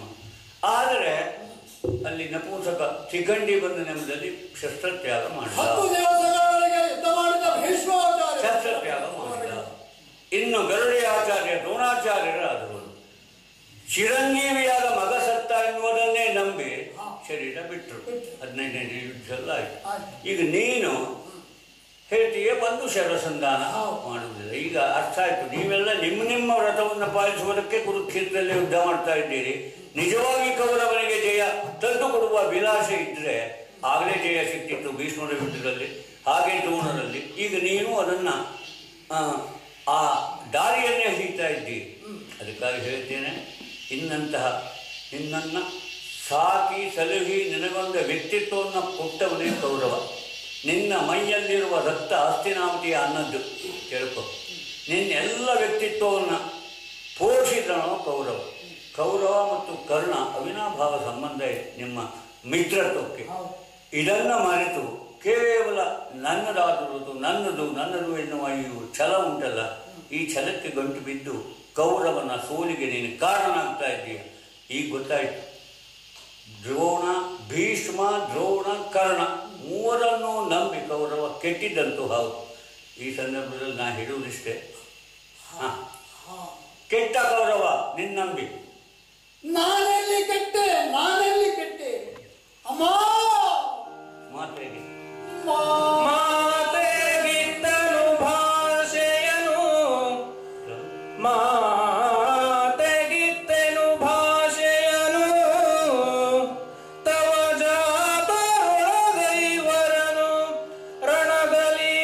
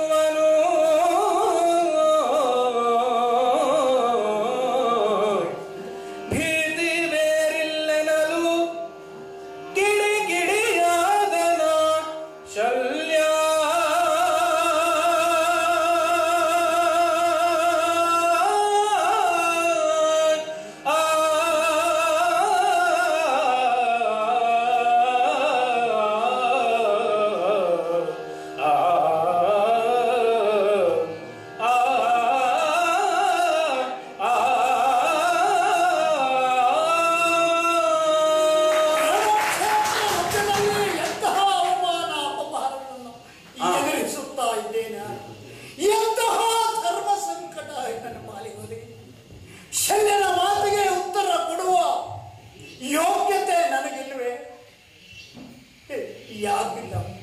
ಆದರೆ ಪರಿಸ್ಥಿತಿಯ ಕೈಗೆ ಸಿಲುಕು ಬಿಟ್ಟಿದ್ದೇನೆ. ಅನ್ನೊಂದು ದಿನ ಗಂಗಾ ನದಿಗೆ ಅರ್ಘ್ಯವನ್ನು ಕೊಡುವುದಕ್ಕೆ ಹೋದ ಆ ಕಾಲದಲ್ಲಿ ಕುಂತಿ ದೇವಿ ಬಂದು ಮಣ್ಣೆ ಎಂದು ಕೂಗಿ ಕರೆದಾಗ ಅಮ್ಮ ಎಂದು ಹೋಗಿ ಒಪ್ಪಿಕೊಂಡು ಬಿಟ್ಟೆ. ಒಂದು ಕ್ಷಣ ಸ್ವರ್ಗ ಸುಖದ ಅನುಭವ ನನ್ನ ಪಾಲಿಗೆ ಆಗಿ ಹೆತ್ತಮ್ಮ ನನ್ನನ್ನು ಪಾಲಿಸಲಿಲ್ಲ, ಪೋಷಿಸಲಿಲ್ಲ, ಪೆಟ್ಟಿಗೆ ತೇರಿಬಿಟ್ಟು. ಆದರೂ ಹೆತ್ತಿದ್ದು ಸುಳ್ಳಲ್ಲವಲ್ಲ, ಆ ಮಾತ್ರ ಪ್ರೇಮ ಜಾಗೃತ ಹೆತ್ತ ಮಾತೆಯ ಋಣವನ್ನು ತೀರಿಸಬೇಕೆಂಬೇನೋ ಮನದ ಸಂಕಲ್ಪ ಮೂಡಿ ಬಂತು. ಆ ಕಾಲದಲ್ಲಿ ಅಮ್ಮ ನನ್ನನ್ನು ಹೆರಲಿಲ್ಲ, ಹೊರಲಿಲ್ಲ. ಈಗ ತಾನೇ ಶಲ್ಯ ಹೇಳಿದ, ನೆಲವು ಹೊರುವುದೇ ಪಾಪಿ ನಿನ್ನನು ಅಂತ. ಹೆತ್ತ ಮಾತೆಯೇ ನನ್ನನ್ನೇ ತಗೊಳ್ಳಿಲ್ಲ, ಭೂಮಿ ಮೇಲೆ ಇಡ್ಲಿಲ್ಲ, ಪೆಟ್ಟಿಗೆ ತೇರು ಬಿಟ್ಟಿದ್ದಾಳೆ. ಯಾಕೆ ಭೂಮಿಯ ಮೇಲೆ ಆಕ್ಷೇಪ? ಅಮ್ಮ, ಅವತ್ತು ಕೇಳಿಬಿಟ್ಟೆ. ನೀನು ಮಗನೇ ಒಂದು ಮಾತನ್ನು ನಡೆಸಿಕೊಡ್ತೀಯ, ಹೇಳಮ್ಮ ನಿನ್ನ ಮಗನಾಗಿ ನಡೆಸಿಕೊಡ್ತೇನೆ ಅಂತ ಹೇಳಿದಳು. ಮಗನೇ, ಹಾಗಿದ್ರೆ ತೊಟ್ಟ ಬಾಣವನ್ನು ಮಾತ್ರ ತೊಡಬೇಡ ಎನ್ನುವುದಾಗಿ ಹೇಳಿದಳು. ಯಾವ ಯೋಚನೆಯೂ ಇಲ್ಲದೆ ಅಮ್ಮ ಆಯಿತು ಎಂದು ಮಾತು ಕೊಟ್ಟು ಬಿಟ್ಟನಲ್ಲ, ಕೈ ಮೇಲೆ ಕೈ ಇಟ್ಟು ಭಾಷೆ ಕೊಟ್ಟು ಬಿಟ್ಟಲ್ಲ. ಹೆತ್ತ ತಾಯಿಗೆ ಕೊಟ್ಟ ಮಾತು, ಹೆತ್ತ ತಾಯಿಗೆ ಕೊಟ್ಟ ಭಾಷೆ ಇಂದು ನನ್ನನ್ನು ಮೂಕನನ್ನಾಗಿ ಮಾಡಿದೆ. ನನ್ನ ಬಾಯಿ ಕಟ್ಟಿದೆ, ನನ್ನ ಹೃದಯ ಕಟ್ಟಿದೆ, ನನ್ನ ತಲೆಯನ್ನು ಕಟ್ಟಿದೆ, ನನ್ನ ದೇಹವನ್ನು ಕಟ್ಟಿಬಿಟ್ಟಿದೆ. ಯಾವುದಕ್ಕೂ ಉತ್ತರ ಕೊಡುವುದಕ್ಕೆ ಬಂದಾಗ ಧರ್ಮ ಸಂಕಟದಲ್ಲಿ ಸಿಲುಕುಬಿಟ್ಟೆ. ಹಾಗಿದ್ರೆ ನನಗೆ ಉಳಿದಿರುವುದು ಏನು ಮಾತು ಕೊಟ್ಟಿದ್ದೇನೆ. ಅಮ್ಮ, ನಿನಗೆ 5 ಮಕ್ಕಳು 5. ಒಂದಾನ ವೇಳೆ ರಣರಂಗದಲ್ಲಿ ಅರ್ಜುನ ಸತ್ತ ಎಂತಾದ್ರೆ ನಾನು ನಿನ್ನ ಮಗ, ಹೌದು ಎಂತಾದ್ರೆ ನಾನು ಉಳಿತೇನೆ. ನಾನು ಸತ್ತರ ಅರ್ಜುನ ಉಳಿತಾನೆ. ಅಮ್ಮ, ಈ ಮಾತನ್ನು ನನಗೆ ಹೇಳಿದೆ. ನಾನು ತಾಳಿಕೊಂಡೆ, ತಡೆಕೊಂಡೆ. ಯಾವ ಕಾಲಕ್ಕೂ ಅರ್ಜುನನಿಗೆ ಈ ಸತ್ಯದ ವಿಷಯವನ್ನು ಹೇಳಬೇಡಮ್ಮ. ಹೇಳಿದ್ರೆ ಅರ್ಜುನ ಎದೆಯೊಡ್ಡೆ ಸಾಯ್ತಾನೆ. ಹೇಳ್ಬೇಡ, ಈ ಮಾತು ತೆಗೆದುಕೊಂಡೆ. ನಾನು ತಾಳಿಕೊಂಡೆ, ಮಾತು ತೆಗೆದುಕೊಂಡೆ. ಇಂತಹ ದುಸ್ತರವಾದಂತಹ ಸಂದರ್ಭ ಎದುರಿಸುತ್ತಾ ಇದ್ದೇನೆ. ಅದಿಲ್ಲವಾದರೆ ಇದೆಲ್ಲ ಹೇಗೆ ನಡೆಯುತ್ತಿಲ್ಲ. ಹಾಗಿದ್ರೆ ಹೇಗಾಗಿರಬೇಕು? ಯಾವುದೋ ಶರವನ್ನು ನನ್ನ ಮೂಡಲಿಗೆಯಲ್ಲಿ ಬಂದು ಸೇರುತ್ತದೆ, ಯುದ್ಧವನ್ನು ನಡೆಯುತ್ತದೆ. ಆ ಶರವನ್ನು ಬಿಡುವ ಸಂದರ್ಭ ಮತ್ತೆ ಕರ್ಣನಿಗೆ ಬರುತ್ತದೆ ಎನ್ನುವುದು ನನ್ನಮ್ಮನಿಗೆ ಹೇಗೆ ಗೊತ್ತಾಗಿರಬಹುದು? ಯಾರು ಹೇಗೆ ಹೇಳಿರಬಹುದು? ಇದನ್ನ ಅವ ಒಬ್ಬನಿಗೆ ಗೊತ್ತು. ಅವನದೇ ಜಾಲ ಎಂತಾದರೆ, ಪಾಂಡವರನ್ನು ಬದುಕಿಸುವುದಕ್ಕೆ ಹೊರಟವ ಎಂತಾದರೆ ನನಗೆ ಉಳಿದಾಗಿಲ್ಲ. ಪಾರ್ಥನ ಖಾತೆಗೊಪ್ಪಿಸಿ ಈ ಜನ್ಮವನ್ನು ಕಳೆಯುವುದು ಅದೇ ನನ್ನ ಗುರಿಯಾದಂತೆ ವಿನ ಅರ್ಜುನನ ಕುತ್ತಿಗೆ ನನ್ನ ಗುರಿಗೆ ಸಿಗಲ್ಲ. ಹಾಗಿದ್ದರೆ ಒಂದು ಸಂದರ್ಭ ಉಂಟು. ಶಲ್ಯನನ್ನು ಕೇಳ್ತೇನೆ. ಶಲ್ಯ ಭೂಪಾಲ, ಒಂದು ಮಾತು. ಏನು? ಸ್ವಲ್ಪ ಶಲ ಹೋಗಿರಬಹುದು. ನನ್ನ ಬತ್ತಳಿಕೆಯಲ್ಲಿ ಇನ್ನೂ ಅಸ್ತ್ರ ಬರೆದ ಹೋಗಿಲ್ಲ. ನಾನು ಸೂತಪುತ್ರ ಎಂದೇ ಜಗತ್ತಿಗೆ ಗುರುತಿಸಿಕೊಂಡ ಭೂಪಾಲ. ಆದರೆ ಯಾಕೋ ಏನು ಹಸ್ತಿನಾವತಿಯ ಸಭಾಂಗಣಕ್ಕೆ ಬಂದೆ, ಆಟದ ಮೈದಾನಕ್ಕೆ ಬಂದೆ, ಗುರುಗಳು ಪಾಠ ಕಲಿಸುತ್ತಿರುವುದನ್ನು ಹೇಳಿದ್ದನ್ನು ನೋಡಿದೆ. ಯಾಕೋ ಏನು ನನ್ನ ಅಂತರಂಗದಲ್ಲಿ ಹುದುಗಿದ್ದ ಅಂತಸ್ಥವಾದಂತಹ ಯಾವುದೋ ಭಾವನೆ ಎಳೆದು ಸೆಳೆದು ನನ್ನನ್ನು ಜಾಗೃತಗೊಳಿಸಿತು. ಏನು? ಶಸ್ತ್ರ ಶಾಸ್ತ್ರ ಎರಡನ್ನೂ ಕಲಿಯಬೇಕೆಂದು ಅಪೇಕ್ಷೆ ಪಟ್ಟೆ. ಗುರುಗಳಾದಂತಹ ದ್ರೋಣಾಚಾರ್ಯರಲ್ಲಿ ಅಂಗಲಾಚಿ ಬೇಡಿಕೊಂಡೆ. ಗುರುದೇವ, ನನಗೆ ವಿದ್ಯೆ ಕಲಿಸಬೇಕೆಂದು ಹೇಳಿಕೊಂಡೆ. ಸೂತಪುತ್ರನಿಗೆ ವಿದ್ಯೆ ಕಲಿಸಲು ಆಗುವುದಿಲ್ಲ ಎಂದು ನೋಕೆ ಬಿಟ್ಟರು. ಆ ಕಾಲದಲ್ಲಿ ನನ್ನನ್ನು ನೋಕೆ ಬಿಟ್ಟರು. ಆದರೆ ನನ್ನ ಅಂತರಂಗದ ಭಾವನೆ ಮಾತ್ರ ಕದಗಲಿಲ್ಲ, ಸಡಿಲಾಗಲಿಲ್ಲ. ನಾನು ವಿದ್ಯೆ ಕಲಿಯಲೇಬೇಕೆಂದು ಹಠಕ್ಕೆ ಬಂದೆ. ಆಚಾರ್ಯ ದ್ರೋಣರು ಪಾರ್ಥ ಏವ ಧನುರ್ಧರ, ಜಗತ್ತಿನಲ್ಲಿಯೇ ಅರ್ಜುನನ ಸರಿಸಾರಿ ಯಾರೂ ಇಲ್ಲದಂತೆ ನೋಡಿಕೊಳ್ಳುತ್ತೇನೆ ಎನ್ನುವಂತಹ ಭರವಸೆಯನ್ನು ತೊಟ್ಟವರು. ಆ ಕಾರಣದಿಂದಲೇ ಆಗಬಹುದೆಂಬ ಕಾರಣದಿಂದ ಏಕಲವ್ಯನ ಹೆಬ್ಬೆಟ್ಟಲ್ಲಿ ಕತ್ತರಿಸಿದ ಗುರುಗಳು. ಅಂದರೆ ಇಷ್ಟು ಪಕ್ಷಪಾತ. ನಾನು ಮಾತ್ರ ಬಿಡಲಿಲ್ಲ. ವಿದ್ಯೆ ಕಲಿಯುವಂತಹ ಹಂಬಲ ನನ್ನಲ್ಲಿ ಮತ್ತೆ ಮತ್ತೆ ಮತ್ತೆ ಮತ್ತೆ ಮೂಡಿ ಬರಲಿಕ್ಕೆ ಜಾಗೃತವಾದ. ಹುಡುಕುತ್ತಾ ಹೋದ ಗುರುಗಳು ಯಾರು ಅಂತ ಒಂದು ದಿವಸ ಸಿಕ್ಕಿದೆ. ಗುರುಗಳಾದಂತಹ ಪರಶುರಾಮರ ಹೋದೆ. ಸ್ವಾಮಿ, ನನಗೆ ವಿದ್ಯೆಯನ್ನು ಅನುಗ್ರಹಿಸಬೇಕು, ನಾನು ಬ್ರಾಹ್ಮಣ ಎನ್ನುವುದಾಗಿ ಹೇಳಿದೆ. ಆಗ ಆಯಿತು ಎಂದು ಒಪ್ಪಿಕೊಂಡು ವಿದ್ಯೆ ಶಸ್ತ್ರ ಶಾಸ್ತ್ರ ಎಲ್ಲವನ್ನೂ ವಿದ್ಯಾಭ್ಯಾಸ ಹೇಳಿಕೊಟ್ಟು ಒಂದು ದಿವಸ ಮಹಾದುಂಬಿಯೊಂದು ಬಂದು ನನ್ನ ತೊಡೆಯನ್ನ ಪೊರೆದು ಸೇರುತ್ತಾನೆ. ಆಚಾರ್ಯ ಭಾರ್ಗವರಾಮರು ನನ್ನ ತೊಡೆಯ ಮೇಲೆ ತಲೆ ಇಟ್ಟು ಮಲಗಿದ್ದರು. ತೊಡೆಯನ್ನ ಅಲ್ಲಾಡಿಸಿದರೆ ಗುರುಗಳ ನಿದ್ರಾಭಂಗವಾಗುವುದು.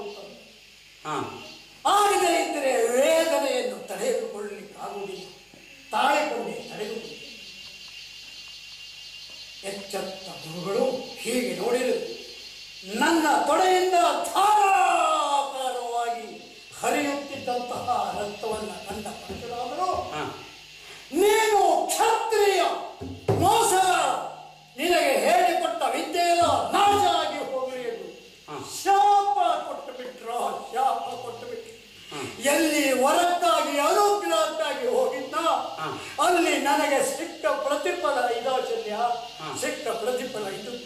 ಆ ಕಾಲದಲ್ಲಿ ಗುರುಗಳಲ್ಲಿ ಅಂಗರಾಜ್ ಬೇಡಿಕೊಂಡೆ, ಸ್ವಾಮಿ ನಿಮ್ಮಲ್ಲಿ ನಾನು ವಿದ್ಯೆ ಕಲಿತಿದ್ದೇನೆ, ನಾನು ಯಾವಾಗಲೂ ದಯಪಾಲಿಸಬೇಕು. ಅಂಗರಾಜ್ ಬೇಡಿಕೊಂಡಾಗ ಏನು ನಕ್ಷತ್ರ ಕೇಳಬೇಕು.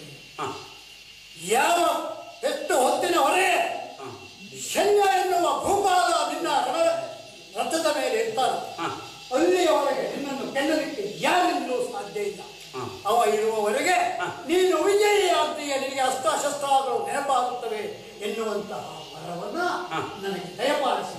ಆ ಕಾರಣದಿಂದ ಅಂದು ರಾತ್ರಿ ಕಂಗಾಲಾಗಿ ಕೈ ಜೋಡಿಸಿ ನಿಂತಿರುವಂತಹ ಕೌರವನಿಗೆ ಹೇಳಿದೆ, ಶಲ್ಯ ಭೂಪಾಲ ನನಗೆ ಸಾರಥಿಯಾಗಿ ಬಂದರೆ ಅವಿಸಾಲೆಯನ್ನು ತುಂಡಾಡಿ ವೈರಿಗಳ ಚೆಂಡಾಡಿ ರಣ ಮಾರಿಗೆ ಹೆಮ್ಮಾರಿಗೆ ಅವತಾರ ಕೊಡ್ತೇನೆ ಎನ್ನುವುದಾಗಿ ಸಾಗಿ. ಆ ಕಾಲದಿಂದಲೇ ಕಾಡಿ ಬೇಡಿ ನಿನ್ನನ್ನು ನನ್ನ ರಥಕ್ಕೆ ಸಾರಥಿಯಾಗಿ ಕರೆತಂದಿದ್ದಾನೆ. ನಾನು ಒಪ್ಪಿಕೊಂಡಿದ್ದೇನೆ. ನೀನು ರಥವನ್ನು ನಡೆಸ್ತೀಯೇ ಅಂತಾದರೆ ಇಂದಿನ ಸಾಯಂಕಾಲವರೆಗೆ ಕ್ರೋಧೆ ಹೋಗಿ ಪ್ರತಿಜ್ಞೆ ಮಾಡಿದ, ನಾನು ಬದುಕಿದ್ದೇನೆ ಅಂತಾದರೆ ವಿಜಯ ಖಂಡಿತವಾಗಿ ನಮ್ಮ ಪಾಲಿಗೆ. ಅರ್ಜುನ ಸುಮ್ಮನೆ ಸಾಯ್ತಾನೆ. ಒಂದೆರಡು ದಿನ ಗುರುಗಳಾದಂಥ ಆಚಾರ್ಯ ಭೀಷ್ಮರು, ದ್ರೋಣರು, ಮೂರನೇ ನೀನು ಕರ್ಣ ಎಂದಿಲ್ಲ. ಆದ್ದರಿಂದ ಈ ಮಾತನ್ನು ನೀನು ನಿನ್ನ ಮಾತನ್ನು ಬಿಟ್ಟು ರಥ ನಡೆಸು. ನಾನು ನೀನು ಆಗಬೇಡ, ನಡೆಸು ರಥ, ನಾನು ಜಯಿಸ್ತೇನೆ. ನಿಲ್ಲು ಸಂಜೆ ಆಗ್ಲಿಕ್ಕೆ ಬಹಳ ಹೊತ್ತಿಲ್ಲ. ನಾನಿಲ್ಲಿದ್ದು ನನ್ನ ಮುಂದೆ ನೀನು ಸಾಯ್ತಿ ಅಂತಾದ್ರೆ ನನ್ನ ಅಸ್ತಿತ್ವಕ್ಕೆ ಬೆಲೆ ಇಲ್ಲ. ಆಚೆ ಪರಶುರಾಮ ಹೇಳಿದ್ದಲ್ಲ, ನಾನಿರುವಾಗ ನಿನಗೂ ಸೋಲಿಲ್ಲ. ಯಾಕಂದ್ರೆ ನೀನು ಅಸ್ತ್ರವನ್ನ ತೊಡೆಯುವುದಿಲ್ಲ. ಈಗ ಅರ್ಥ ಆಯ್ತು, ನೀನು ಪಂಚಮಹಾಪಾತಕ ಮಾಡಿದವನು. ಒಂದು ದೃಷ್ಟಿಯಿಂದ ಕುಲದ್ರೋಹಿ, ಒಂದು ದೃಷ್ಟಿಯಿಂದ ರಾಜ್ಯದ್ರೋಹಿ, ಇನ್ನೊಂದು ದೃಷ್ಟಿಯಿಂದ ಭ್ರಾತೃದ್ರೋಹಿ.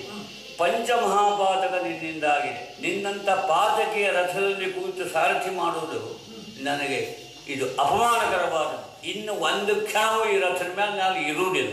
ನಿನ್ನಂಥ ವಿಶ್ವಾಸಘಾತಿಗೆ ರಥವನ್ನು ಹೊಡೆದು ನನಗೇನು ಆಗಬೇಕಾದದ್ದು ಇಲ್ಲ. ನಿನ್ನ ಹಣೆಬಾರ ನಿನಗೆ, ನನ್ನ ಮಾರ್ಗ ನನಗೆ. ಏನು ನೀನು ಸಂತೈಸಿಕೊಂಡು ನೀನು ಯುದ್ಧ ಮುಂದರಿಸು. ಇಲ್ಲ ನಾನೇನು ಬಾಳ ಹೊತ್ತಿದ್ರೆ ಅಪಮಾನ ಬರ್ತದೆ, ನಮಗೆ ಅಕೀರ್ತಿ ಅಪಕೀರ್ತಿ ಬರ್ತದೆ. ಸಂಜಾಗ್ತಾ ಇದೆ, ಪಾರ್ಥನ ಪ್ರತಿಜ್ಞೆ ಜಾಗೃತವಾಗ್ತಾ ಇದೆ. ನೀನುಂಟು, ನಿನ್ನ ಈ ರಥ ಉಂಟು, ನಾನು ಇಳಿದು ಹೋಗ್ತಾ ಇದ್ದೆ. ಶಲ್ಯ ಶಲ್ಯ ಇಳಿದೇ ಹೋದಿಯೇನೋ?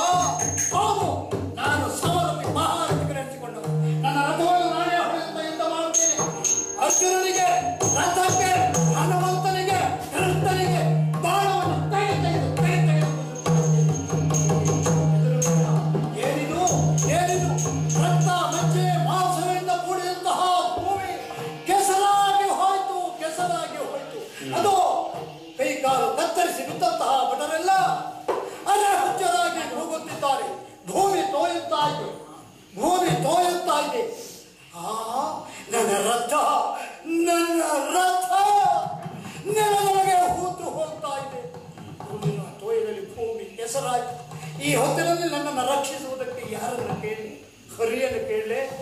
ಮೊದಲೇ ಚಮ್ಮಟಿಗೆ ಹೇಳಿದ ಅರ್ಜುನನ ರಥದ ಮೇಲೆ ಕುಳಿತವ ಬಿಟ್ಟು ನನಗೆ ಸಹಾಯಕನಾಗಲಿಕ್ಕೆ ಬರ್ತಾನೆ? ಖಂಡಿತವಾಗಿಯೂ ಬರಲಿಲ್ಲ. ಹರ ಮೊದಲೇ ಅವನಿಗೂ ಅರ್ಜುನನಿಗೆ ಪಾಶುಪತಾಸ್ತ್ರವನ್ನು ಕೊಟ್ಟ ನೀನು ಜಯಶಾಲಿಯಾಗಿ ಎಂದು ಆಶೀರ್ವಾದಿಸಿದಂತ ಈಶ್ವರನು ನನ್ನ ಪಾಲಿಗೆ ಬರುವುದಿಲ್ಲ, ಈಶ್ವರನೂ ಬರುವುದಿಲ್ಲ, ಹರನು ಹರಿಯೂ ಬರುವುದಿಲ್ಲ ಎಂತಾದರೆ ಇಬ್ಬರನ್ನು ಬಿಟ್ಟು ಬ್ರಹ್ಮ ಮತ್ತೆ ಬರ್ತಾನೆ. ಅವರನ್ನು ವೈರತ್ವಟ್ಟು ಹಾಕಲಿಕ್ಕೆ ಅವರು ಯಾರೂ ಬರುವುದಿಲ್ಲ, ಯಾರ ಹತ್ರ ಕೇಳಲಿಕ್ಕಾಗುವುದಿಲ್ಲ.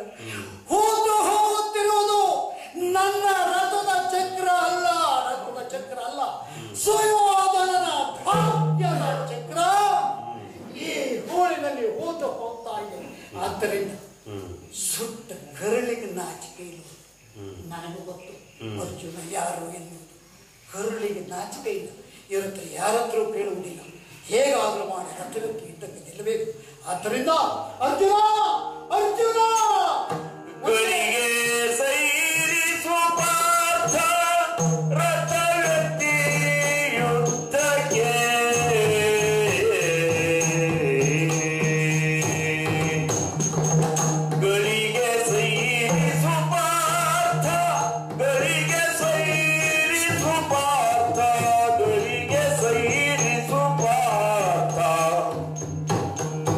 ರಥವೆತ್ತಿ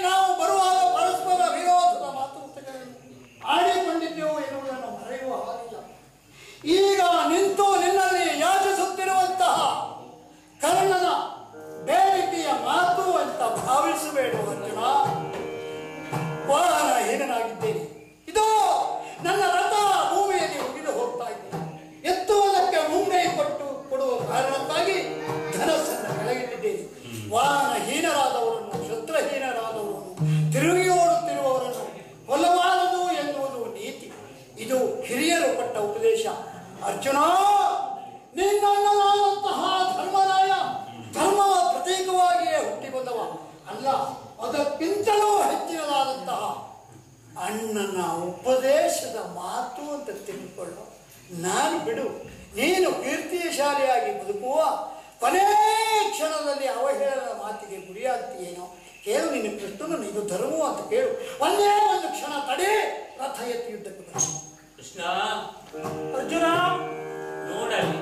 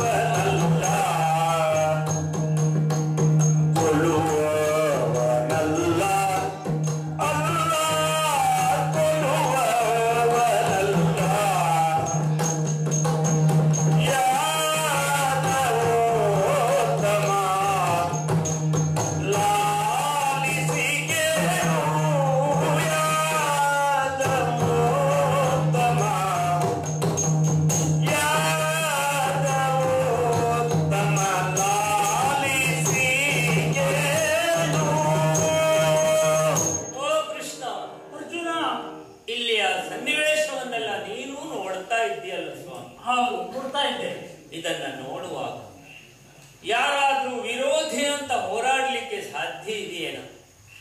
ಯಾಕೋ ಮನಸ್ಸಿಗೆ ಅಲೆಕಾಗ್ತಾ ಇದೆ. ಯುದ್ಧ ಮಾಡುವ ಉತ್ಸಾಹವೇ ಕುಗ್ಗುತ್ತಾ ಇದೆ. ಕೃಷ್ಣ ಅರ್ಜುನ, ಈ ಮಹಾಭಾರತದ ಯುದ್ಧ ಪ್ರಾರಂಭವಾದಾಗ ಇದು ಕೇವಲ ವಿರೋಧಿಗಳಲ್ಲಿ ಯುದ್ಧ ಅಲ್ಲ, ಜ್ಞಾತಿಗಳಲ್ಲಿ ಯುದ್ಧ.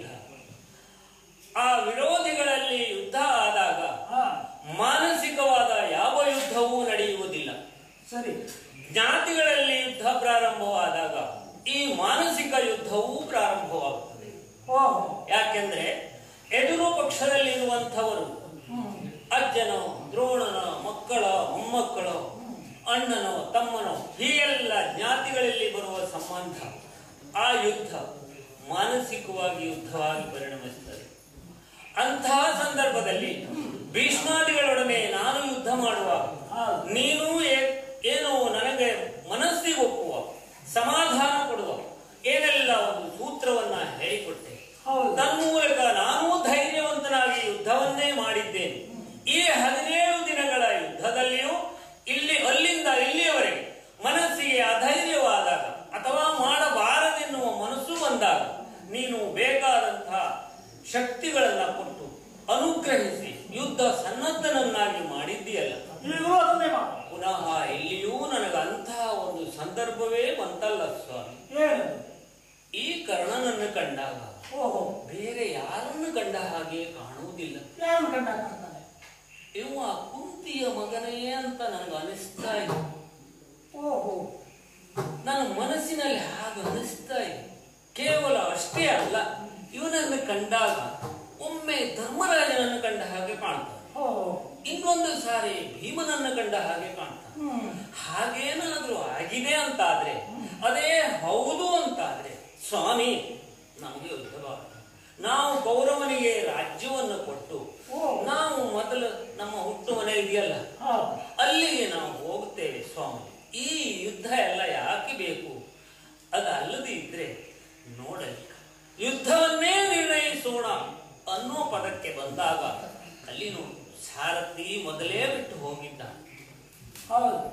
ರಥ ಬೀಳ್ತಾ ಇದೆ, ಅಸ್ತ್ರ ಎತ್ತಲಿಕ್ಕಾಗದಂತಹ ಸ್ಥಿತಿಯಲ್ಲಿ ಅವ ಇದ್ದಾನೆ. ಸರಿ, ಇದೆಲ್ಲವೂ ಯುದ್ಧ ನೀತಿಗೆ ವಿರೋಧ. ಅವನು ತಡಿ ಸ್ವಲ್ಪ ಸೈರಿಸುವಂತಲೇ ಹೇಳ್ತಾ ಇದ್ದಾನೆ. ಹೀಗಿರುವಾಗ ಇವುಗಳನ್ನೆಲ್ಲವನ್ನು ಅತಿಕ್ರಮಿಸಿ ಧರ್ಮರಾಜನ ತಮ್ಮನಾಗಿ ನಾನೂ ಯುದ್ಧವನ್ನು ಈ ಹೊತ್ತಿಗೂ ಮುಂದುವರಿಸಿದೆ ಅಂತಾದ್ರೆ ನಾನು ಧರ್ಮರಾಜನ ತಮ್ಮನ, ಕೃಷ್ಣನ ಅನುಗ್ರಹಿತನ ಆಗುವುದಿಲ್ಲ. ನನ್ನಿಂದ ಈ ಯುದ್ಧ ಮಾಡುವುದಕ್ಕೆ ಆಗುವುದಿಲ್ಲ ಕೃಷ್ಣ. ಇದು ಅಸ್ತ್ರವನ್ನು ಕೆಳಗಿಡುತ್ತೇನೆ.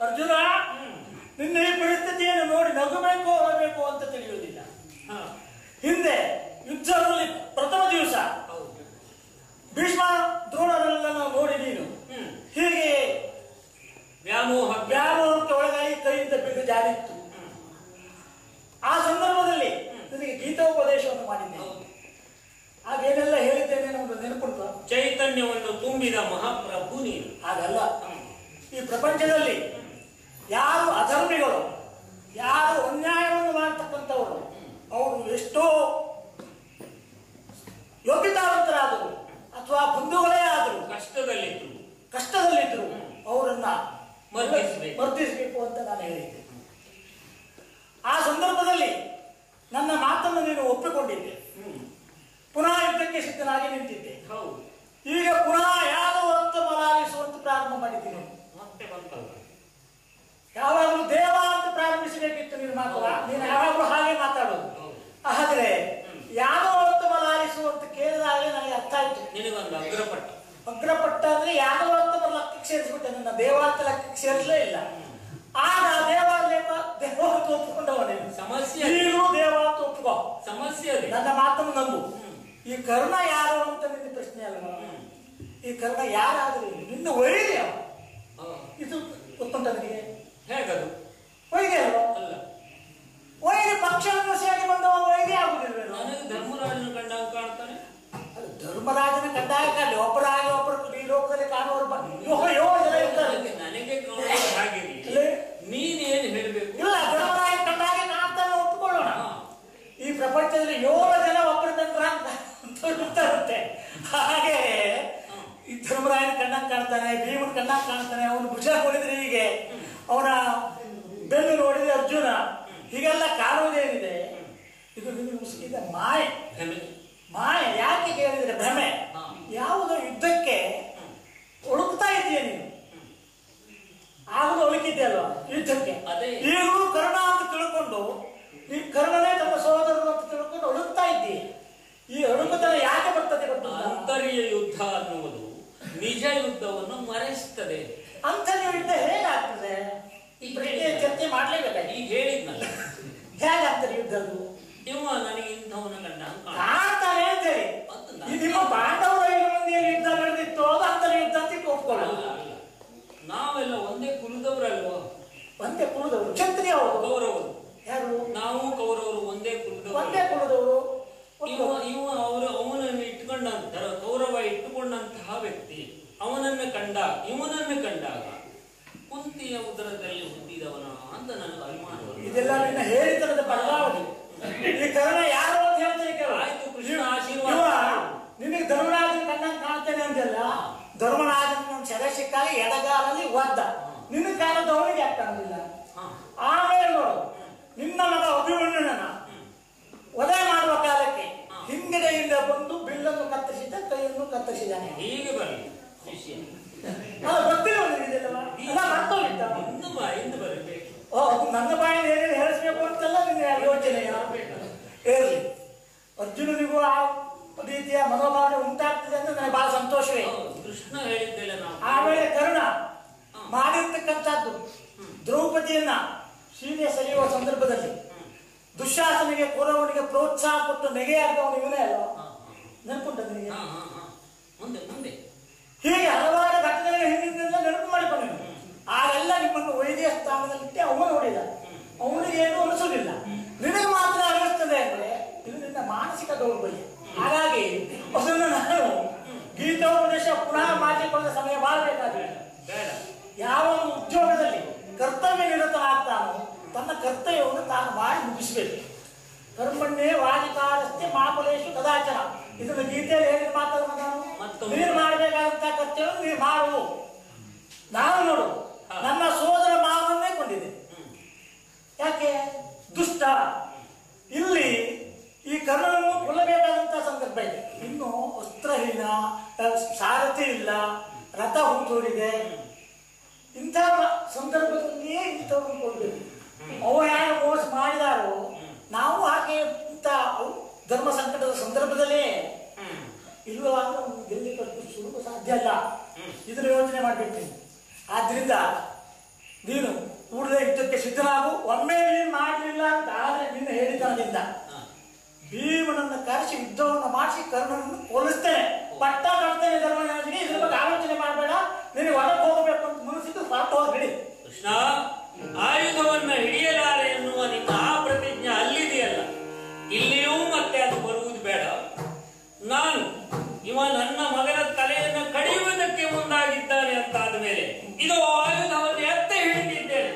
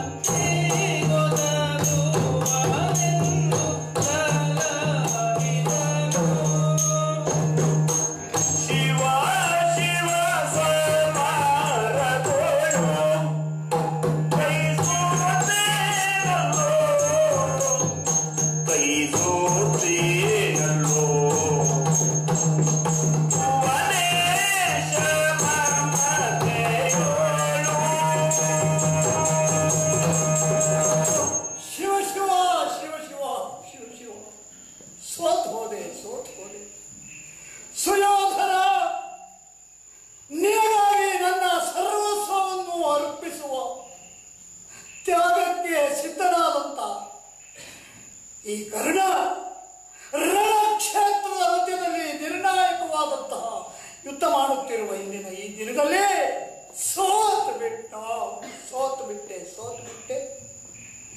ಸುಯೋಧನ, ಯಾರಿದ್ದಾರೋ ನಿನ್ನಂತವರು? ಅಂದು ಹಸ್ತಿನಾವತಿಯ ಸಮಾಧಾನಕ್ಕೆ ಬಂದೆ ನಾನು. ಹಿರಿಯರಾದಂತಹ ಭೀಷ್ಮರು, ದ್ರೋಣರು ಕಾಗೆ ಎನ್ನುವುದಾಗಿ ನನ್ನನ್ನು ತಿರಸ್ಕರಿಸಿಬಿಟ್ರು.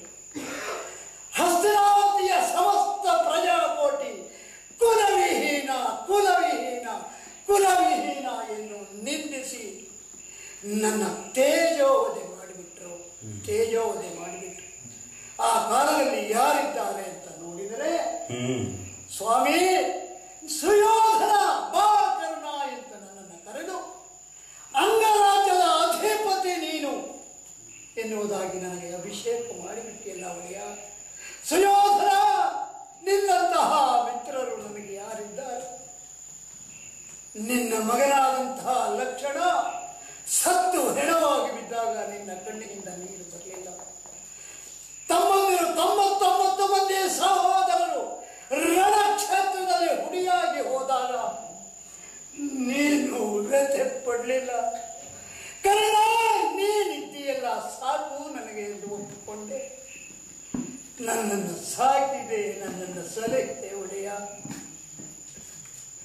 ನಿನ್ನ ಋಣ ತೀರಿಸುವುದಕ್ಕೆ ಕಟಿಬದ್ಧನಾಗಿ ನಿಂತವನು ನಾನು.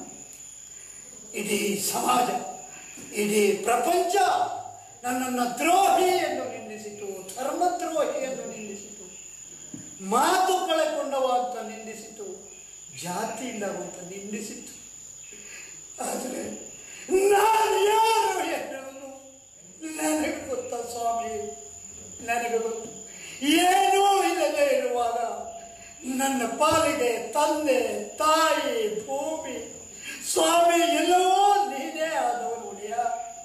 ನೀನೇ ಆದವನು, ನನಗೆ ಯಾರು ಇಲ್ಲ. ಅಂತಹ ನಿನ್ನ ಋಣವನ್ನು ತೀರಿಸುವುದೇ ನನ್ನ ಜೀವನದ ಗುರಿಯನ್ನಾಗಿಟ್ಟುಕೊಂಡವನು ಈ ಕರ್ಣ, ಗುರಿಯಾಗಿಟ್ಟುಕೊಂಡವನು. ಆದರೆ ಅದನ್ನು ಮಾಡಲಿಕ್ಕಾಗ್ತಾ ಇಲ್ಲ. ಸಾಕಿದಾತನ ಋಣ ತೀರಿದುವುದ ಅರ್ಜುನನ ತಲೆಯ ಕಡೆ ನೆಂಬಿ ಛಲವು ನನಗೆ ಬೇರೆ ಯಾರೂ ವೈರಿಯಲ್ಲ, ವಿರೋಧಿಗಳಲ್ಲ. ಹಾಗೆ ಕೊಲ್ಲುವುದಿದ್ದರೆ ಧರ್ಮರಾಜನ ತಂದೆ ಕೊಂದು ಬಿಟ್ಟಿದ್ದೆ. ಅರ್ಜುನನೇ ನೇರವಾದ, ಅದಕ್ಕೆ ಸುಯೋಧನನನ್ನು ಬೆಳೆಸಿದವನು ಹೌದು, ಉಳಿಸಿದವನು ಹೌದು. ಈ ಕರ್ಣ ಇವತ್ತು ಪ್ರಪಂಚದಲ್ಲಿ ಉಳಿದಿದ್ದಾನೆ, ಬೆಳೆದಿದ್ದಾನೆ ಅಂತಾದರೆ ಸ್ವಾಮಿ ಸುಯೋಧನನಿಂದ ಮಾತ್ರ. ಆ ಋಣ ತೀರಿಸಲಿಕ್ಕಾಗದೆ ಕೊನೆಗೂ ಹೋಗ್ತಾ ಇದ್ದೇನೆ. ಅಂದು ಭೀಷ್ಮಾಚಾರ್ಯರು ಅರ್ಥನತಿಕರ ಸಾಲಿಗೆ ನನ್ನನ್ನು ಸೇರಿಸಿದಾಗ ನನ್ನೊಡೆಯ ಸುಯೋಧನ ಸಿಟ್ಟಿಗೆದ್ದು, ಕರ್ಣನಿಗೆ ಅವಕಾಶ ಇಲ್ಲದಿದ್ದರೆ ನಿಮ್ಮ ಸೇನಾಧಿಪತ್ಯವೇ ಇಲ್ಲ ಎನ್ನುವುದಾಗಿ ಘೋಷಣೆ ಮಾಡಿದಂತಹ ಸಂದರ್ಭ ನನ್ನ ಮೇಲಿಟ್ಟಿರುವ ಅಭಿಮಾನ. ಆಟ ಕರ್ಣನ ಕೂಡೆ, ಬೇಟೆ ಕರ್ಣನ ಕೂಡೆ, ಸರಸದಾಟ ಕರ್ಣನ ಕೂಡೆ, ತನ್ನ ಅಂತರಂಗವನ್ನು ಹಂಚಿಕೊಳ್ಳುವುದಿದ್ದರೆ ಕರ್ಣನ ಕೂಡೆ. ಇಂತಹ ಆಪ್ತ ಮಿತ್ರ ನೀನು, ತಂದೆ, ತಾಯಿ, ಬಂಧು ಬಳಗ ಎಲ್ಲದರ ಜೊತೆಗೆ ಆಪ್ತ ಮಿತ್ರನ ಹೋಗು. ನನ್ನನ್ನು ಕೀಳು ವಂಶದಲ್ಲಿ ಹುಟ್ಟಿದವ ಅಂತ ನೀನು ನೋಡೇ ಇಲ್ಲ. ನನ್ನ ಒಳಗಿರುವಂತಹ ಪರಾಕ್ರಮ, ನನ್ನ ಅಂತಃಸತ್ವ, ನನ್ನ ಪ್ರತಿಭೆ, ನನ್ನ ಆಹಾರತೆ ಇದನ್ನೆಲ್ಲ ಗುರುತಿಸಿದವ ಇದ್ದರೆ ಸುಯೋಧನ ನೀನೊಬ್ಬನ ಈ ಪ್ರಪಂಚದಲ್ಲಿ, ನೀನೊಬ್ಬನೇ. ಅದಕ್ಕೆ ನನ್ನ ಇದೇ ಕುಟುಂಬವನ್ನು ಮೀಸಲಾಗಿಟ್ಟಿದ್ದೆ ಆ ಋಣ ತೀರಿಸಬೇಕಾಗಿ. ಎಲ್ಲಿಯವರೆಗೆ ಗೆಳೆತರ ಅಂದು ಸರಸಕ್ಕಾಗಿ ನಾವು ಲೆತ್ತವನ್ನು ಆಡುತ್ತಾ ಭಾನುಮತಿಯು ಪಕ್ಕದಲ್ಲೇ ಇದ್ದರು. ಭಾನುಮತಿಯ ಕೊರಳಲ್ಲಿರ್ತಕ್ಕಂತಹ ಮುತ್ತಿನ ಹಾರ ಹರಿದು ಬಿತ್ತು. ನಾನೆಲ್ಲವನ್ನ ತೋರಿಸಿ ಅದನ್ನು ಪುನಃ ಸರವನ್ನಾಗಿ ಮಾಡಿ ಸುಯೋಧನ ತೆಗೆದುಕೋ, ಕಟ್ಟು ಭಾನುಮತಿ ಅಂತ ಹೇಳಿದರೆ, ಕರ್ಣ ನಾನು ಕಟ್ಟಿದ್ರೇನು, ನೀನು ಕಟ್ಟಿದ್ರೇನು, ನೀನೇ ಭಾನುಮತಿ ಸರವನ್ನು ಕಟ್ಟು ಅಂತ ಹೇಳಿದ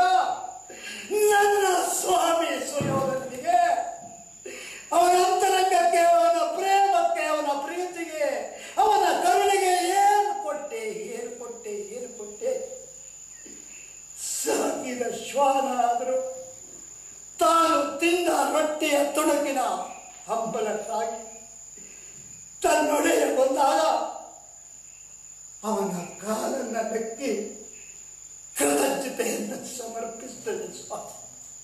ಆದರೆ ನಾನು ಅದಕ್ಕಿಂತಲೂ ಕೀಳಾಗಿ ಬಿಟ್ಟ ಒಡೆಯ, ಅದಕ್ಕಿಂತಲೂ ಕೀಳಾಗಿ ಬಿಟ್ಟೆ. ಕೈ ಸೋತು ಹೋದೆ. ವಿಧಿ ನನ್ನನ್ನು ವಂಚಿಸಿಬಿಟ್ಟು ಏನು ಮಾಡೋಣ ಹೇಳಿ.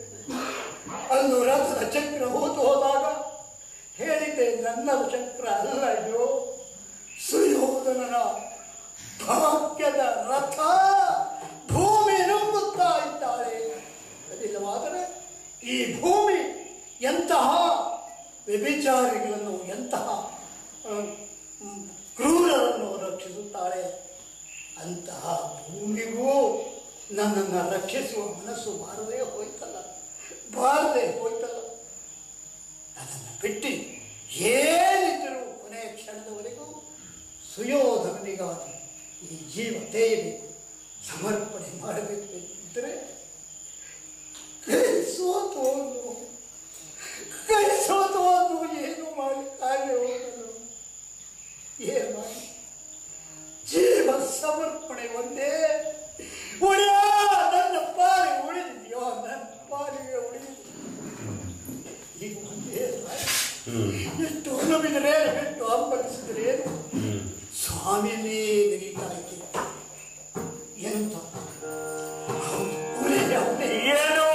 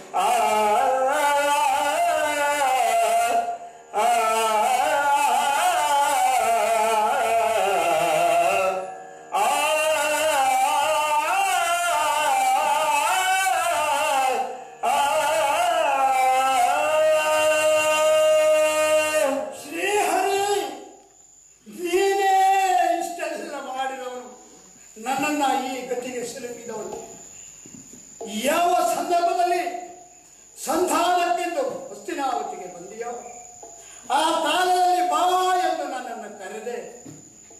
ನೀನು ರಾಮನಿಗೆ ಎಣೆ ಕರ್ಣ, ನೀನು ಬೇರೆ ಯಾರೂ ಅಲ್ಲ, ಸೂರ್ಯನ ಮಗ. ಕುಂತಿ ನಿನ್ನನ್ನು ಹಡೆದವಳು, ನಿನಗೆ ರಾಜ್ಯಾಭಿಷೇಕ ಮಾಡಿಸ್ತೇನೆ. ಎಡಗಡೆಯಲ್ಲಿ ಪಾಂಡವರು, ಬಲಗಡೆಯಲ್ಲಿ ಕೌರವರು. ನಿನಗೆ ಅಧಿಕಾರ ಕೊಡ್ತೇನೆ, ಬಾರೋ ಎಂದು ನನ್ನ ಕರೆದೇನೋ.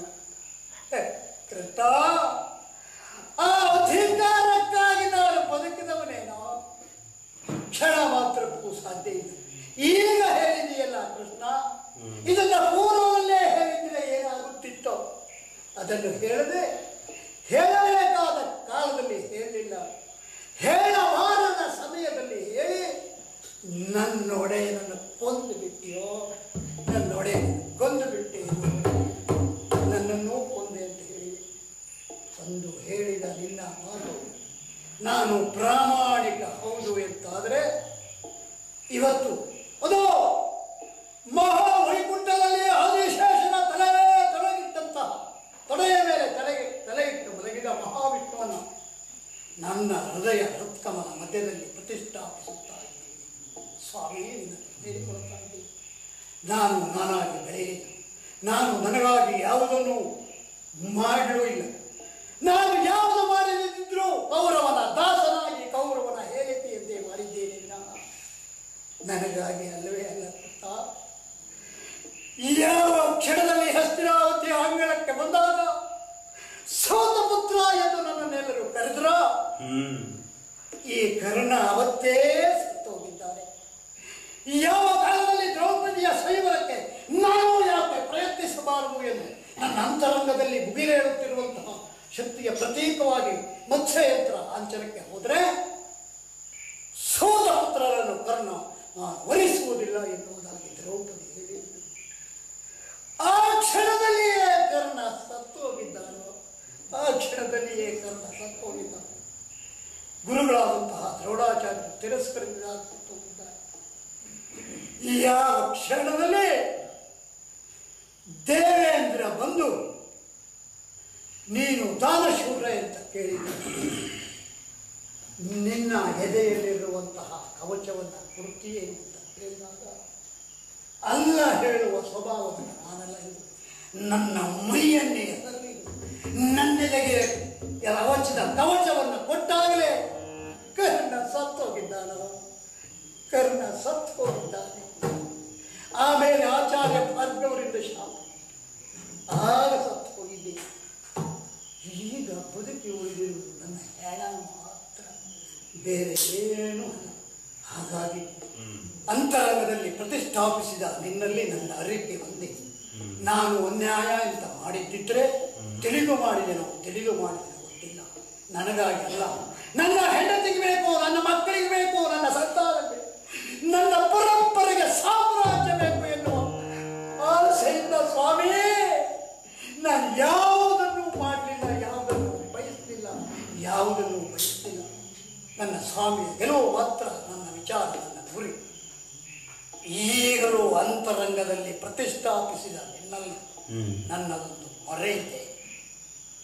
ಎದುರಿಗೆ ಕುಳಿತಿದ್ದಾನಲ್ಲ ಕೃಷ್ಣ, ಅವನೆಲ್ಲಿಗೆ ಶಕ್ತಿ ಯಾರು ಕೊಡ್ತಾರೆ ನೋಡ್ತೀನಿ. ನಿನ್ನನ್ನು ನಾನು ಪ್ರತಿಷ್ಠಾಪಿಸಿದ್ದೇನೆ. ಈಗ ಕುಂತವ ಗೋಪಾಲ ಮಾತ್ರ ತಲೆ ಮೇಲೆ ಕೈ ಹಾಕೊಳ್ತಾ ಅಲ್ಲೇ ಕುಳಿತುಕೊಳ್ಳಬೇಕು. ನನ್ನ ಜೀವನ ಹೇಗೆ ತೆಗಿತೀಯ ನೋಡ್ತೇನೆ. ಅಂತರಂಗದಲ್ಲಿ ಇನ್ನೂ ಒಂದು ಶಕ್ತಿ ಇದೆ, ಇನ್ನೂ ಒಂದು ಅಂತಃಸತ್ವ ಇದೆ. ಇದರಿಂದ ಅರ್ಜುನನ ಗೆಲ್ತೇನೆ. ಕೃಷ್ಣ ಅರ್ಜುನನ ಹೇಗೆ ಬದುಕಿಸಿಕೊಡ್ತೀಯ ಅಂತ ನೋಡ್ತೇನೆ. ಇದು ನನ್ನ ಪ್ರತಿಜ್ಞೆ. ಮನದಿ ಸಹಜ ಸ್ನೇಹ ಭಾವದಿ, ಮನದಿ ಸಹಜ ಸ್ನೇಹ ಭಾವದಿ,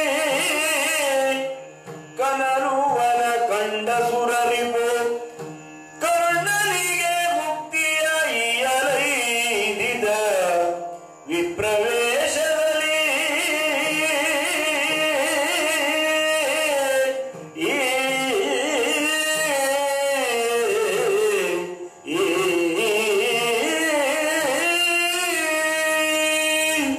ಕರ್ಣನ ರಥ ನೆಲದಲ್ಲಿ ಹೂತು ಹೋಗಿದೆ.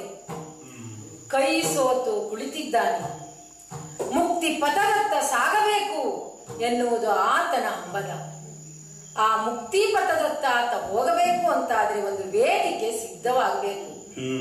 ಆ ವೇದಿಕೆ ಸಿದ್ಧವಾಗುವುದಕ್ಕೆ ಕರ್ಣನಲ್ಲಿಗೆ ನಾನೇ ಹೋಗಬೇಕು. ಈ ವೇಷದಲ್ಲಿಯೇ ಹೋದರೆ ಆಗುವುದಿಲ್ಲ. ಹಾಗಾಗಿ ಯಾವ ವೇಷಕ್ಕೆ ಮಾನ್ಯತೆ ಸಿಗುವುದೋ, ಯಾವ ವೇಷಕ್ಕೆ ಗೌರವ ಸಿಗುವುದೋ ಅದೇ ವಿಪ್ರವೇಶದಿಂದ ಕರ್ಣನಿದ್ದಲ್ಲಿಗೆ ಹೋಗ್ತೇನಂತೆ. ಅಯ್ಯ ಯಾರು ಕರ್ಣ? ಯಾರು ಬ್ರಾಹ್ಮಣೋತ್ತಮರು ಸ್ವಾಮಿ.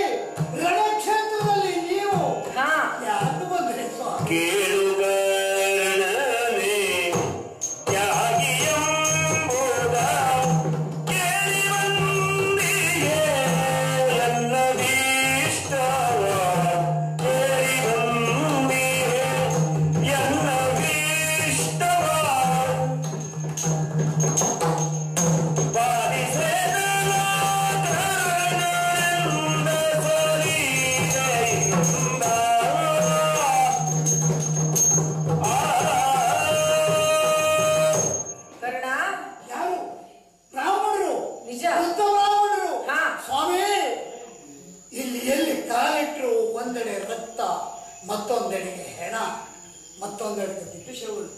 ಇದ್ರ ಮೇಲೆಲ್ಲ ಕಾಲಿಟ್ಟು ಈ ಸಂದರ್ಭದಲ್ಲಿ ಯಾಕೆ ಬಂದ್ರಿ ಸ್ವಾಮಿ? ಹೌದಯ್ಯ, ನಿನ್ನನ್ನೇ ಕಾಣಬೇಕೆಂದು ಬಂದವನು. ನನ್ನನ್ನೇ ಕಾಣಬೇಕೆಂದು. ನಿಜ. ಏನದು? ಯಾರು ಏನನ್ನೇ ಕೇಳಿದರು ನೀನು ಇಲ್ಲ ಅಂತ ಹೇಳಿದವನಲ್ಲ. ಹಾಗಾಗಿ ನಿನ್ನಲ್ಲಿ ಒಂದು ಭಿಕ್ಷೆಯನ್ನ ಬೇಡುವುದಕ್ಕೆ ಬಂದಿದ್ದೇನೆ ನಾನು. ನನ್ನಲ್ಲಿ ಹಾ, ಭಿಕ್ಷೆಯನ್ನ ಬೇಡುವುದಕ್ಕೆ? ಹೌದಯ್ಯ. ಬಂದ್ರ? ಹಾ, ನನ್ನ ತ್ಯಾಗ ಕೇಳಿ ಬಂದ್ರ? ನಿನ್ನ ತ್ಯಾಗ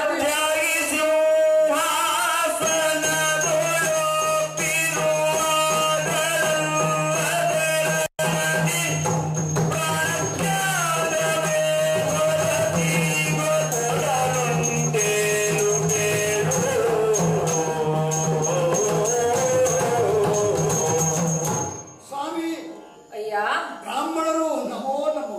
ಬ್ರಾಹ್ಮಣರು ಅಂದ್ರೆ ದೇವತೆಗಳ ಸಮಾನ ಸ್ವಾಮಿ. ಪ್ರತ್ಯಕ್ಷ ದೇವತೆಯೇ ಬಂದಿದ್ದಾರೆ ಎನ್ನುವುದು ನನ್ನ ಭಾವನೆ. ತ್ಯಾಗಿ ಎನ್ನುವುದನ್ನು ಕೇಳಿ ಇಲ್ಲಿವರೆಗೂ ಬಂದರು. ನೀವು ಹೇಳಿದ ಮಾತು ಹೌದು ಸ್ವಾಮಿ. ನಾನು ಸಿಂಹಾಸನದ ಮೇಲೆ ರಾರಾಜಿಸುತ್ತಿರುವಂತಹ ಕಾಲ ಬನ್ನಿ ತೆಗೆದುಕೊಳ್ಳಿರಿ ಎಂದು ಹೇಳಿದ್ದೇನೆ. ತೆಗೆದು ಬಗೆದು ಮುಷ್ಟಿಯಾಗಿ ಬಂದು ಬ್ರಾಹ್ಮಣರಿಗೆಲ್ಲ ಕೊಟ್ಟಿದ್ದೇನೆ. ಮಾತ್ರ ನಿನ್ನೆ ರಣಕ್ಷೇತ್ರಕ್ಕೆ ಬರುವ ಪೂರ್ವ ಕಾಲದಲ್ಲಿ ರಾತ್ರಿ ದರ್ಭಾಸನವನ್ನು ಮಾಡಿ ಜಾಗರಣೆ ಮಾಡಿ ಕುರಿ ಕೋಳಿಗ ಬಲಿಗೆದರೆ ಮರಣಮಾಹುತಿಗೆ ಆಹುತಿ ಕೊಟ್ಟು ಬಂದ ಬ್ರಾಹ್ಮಣರಿಗೆ ಬೊಗಸೆಯಲ್ಲಿ ಎತ್ತಿ ಕೊಟ್ಟಿದ್ದೇನೆ. ಯಾಕೆ? ಯಾವುದು ಶಾಶ್ವತ ಅಲ್ಲ, ಇದೆಲ್ಲ ಹೋಗುವುದೇ. ನಾವು ಶಾಶ್ವತ ಅಲ್ಲ. ಯಾವುದು ಸತ್ಯ? ನಾನು ಅಲ್ಲ, ಬ್ರಹ್ಮನೂ ಅಲ್ಲ. ನಾನು ನನ್ನೊಳಗೊಬ್ಬ ಇದ್ದೇನೆ. ನನ್ನೊಳಗಿರುವ ನಾನು ಮಾತ್ರ ಸತ್ಯ ಎಂಬುದನ್ನು ಮನಗಂಡ. ಹಾಗಾಗಿ ಈ ಭೋಗ ಭಾಗ್ಯ ಸುಖ ಸಂಪತ್ತು ಸಮಾಧಾನ ಎಲ್ಲವೂ ಕ್ಷುಲ್ಲಕವಾದದ್ದು, ಕ್ಷಣಿಕವಾದದ್ದು, ಅಶಾಶ್ವತವಾದದ್ದು, ಪೂರ್ಣವಾದದ್ದೆಂದು ಬಲ್ಲೆ ತಿಳಿದೆ. ಬಂದವರಿಗೆಲ್ಲ ಬಗೆದುಕೊಟ್ಟಿದ್ದೇನೆ. ಬ್ರಾಹ್ಮಣರ ಆಶೀರ್ವಾದ ಇದ್ದರೆ ಬಹುಕಾಲ ಬದುಕಬಹುದು, ಜೀವನದಲ್ಲಿ ಬೇಕಾದದ್ದನ್ನು ಪಡೆದುಕೊಳ್ಳಬಹುದು ಸ್ವಾಮಿ. ಆದರೆ ನಾನಿಟ್ಟಿದ್ದು ರಣಕ್ಷೇತ್ರದ ಮಧ್ಯದಲ್ಲಿ ಕೊಳೆತು ನಾರುತ್ತಿರುವ ಹೆಣಗಳು, ಕಾಲುವೆಯಾಗಿ ಹರಿಯುತ್ತಿರುವಂತಹ ಇಲ್ಲಿ ಕೊಡ್ಲಿಕ್ಕೆ ಅಂದರೆ ಏನೂ ಇಲ್ಲ. ಮನೇ ಕಾಲದಲ್ಲಿ ಕರ್ಣನಿಗೆ ಏನೂ ಇಲ್ಲ ಹೇಳಿ ಹೇಳಿಸಿಕೊಳ್ಬೇಕು ಅಂತ ಬಂದ್ರ ಇದ್ದಿದ್ದು ಪ್ರಾಣ ಒಂದೇ. ಈ ಸುಟ್ಟ ಪ್ರಾಣ ಸೂತಪುತ್ರನ ಪ್ರಾಣ. ಈ ಪ್ರಾಣ ಕೊಡ್ಲಿ ಅನ್ನೋದನ್ನು ತಗೊಂಡು ಏನು ಮಾಡ್ತೀವಿ? ಕರ್ಣ, ಇಲ್ಲಿಯವರೆಗೆ ನೀನು ಏನನ್ನು ಯಾರಿಗೂ ಕೊಡದೇ ಇದ್ದವನೇ ಅಲ್ಲ. ಆದರೆ ನಿನ್ನಲ್ಲಿ ಇಲ್ಲದೇ ಇದ್ದದ್ದನ್ನು ಕೇಳಿ ನೀನು ತ್ಯಾಗಿ ಅಲ್ಲ ಎನ್ನುವುದನ್ನ ಲೋಕಕ್ಕೆ ನಾನು ಹೇಗೆ ಸಾಬೀತು ಮಾಡಲಿ ಹೇಳು? ಹಾಗಾಗಿ ನಿನ್ನಲ್ಲಿ ಇರುವುದನ್ನೇ ಕೇಳುವುದಕ್ಕೆ ಬಂದಿದ್ದೇನೆ. ನನ್ನಲ್ಲಿ ಇನ್ನೂ ಏನೋ ಉಳಿದಿದೆಯಾ? ಉಂಟಯ್ಯ. ಯಾವುದು?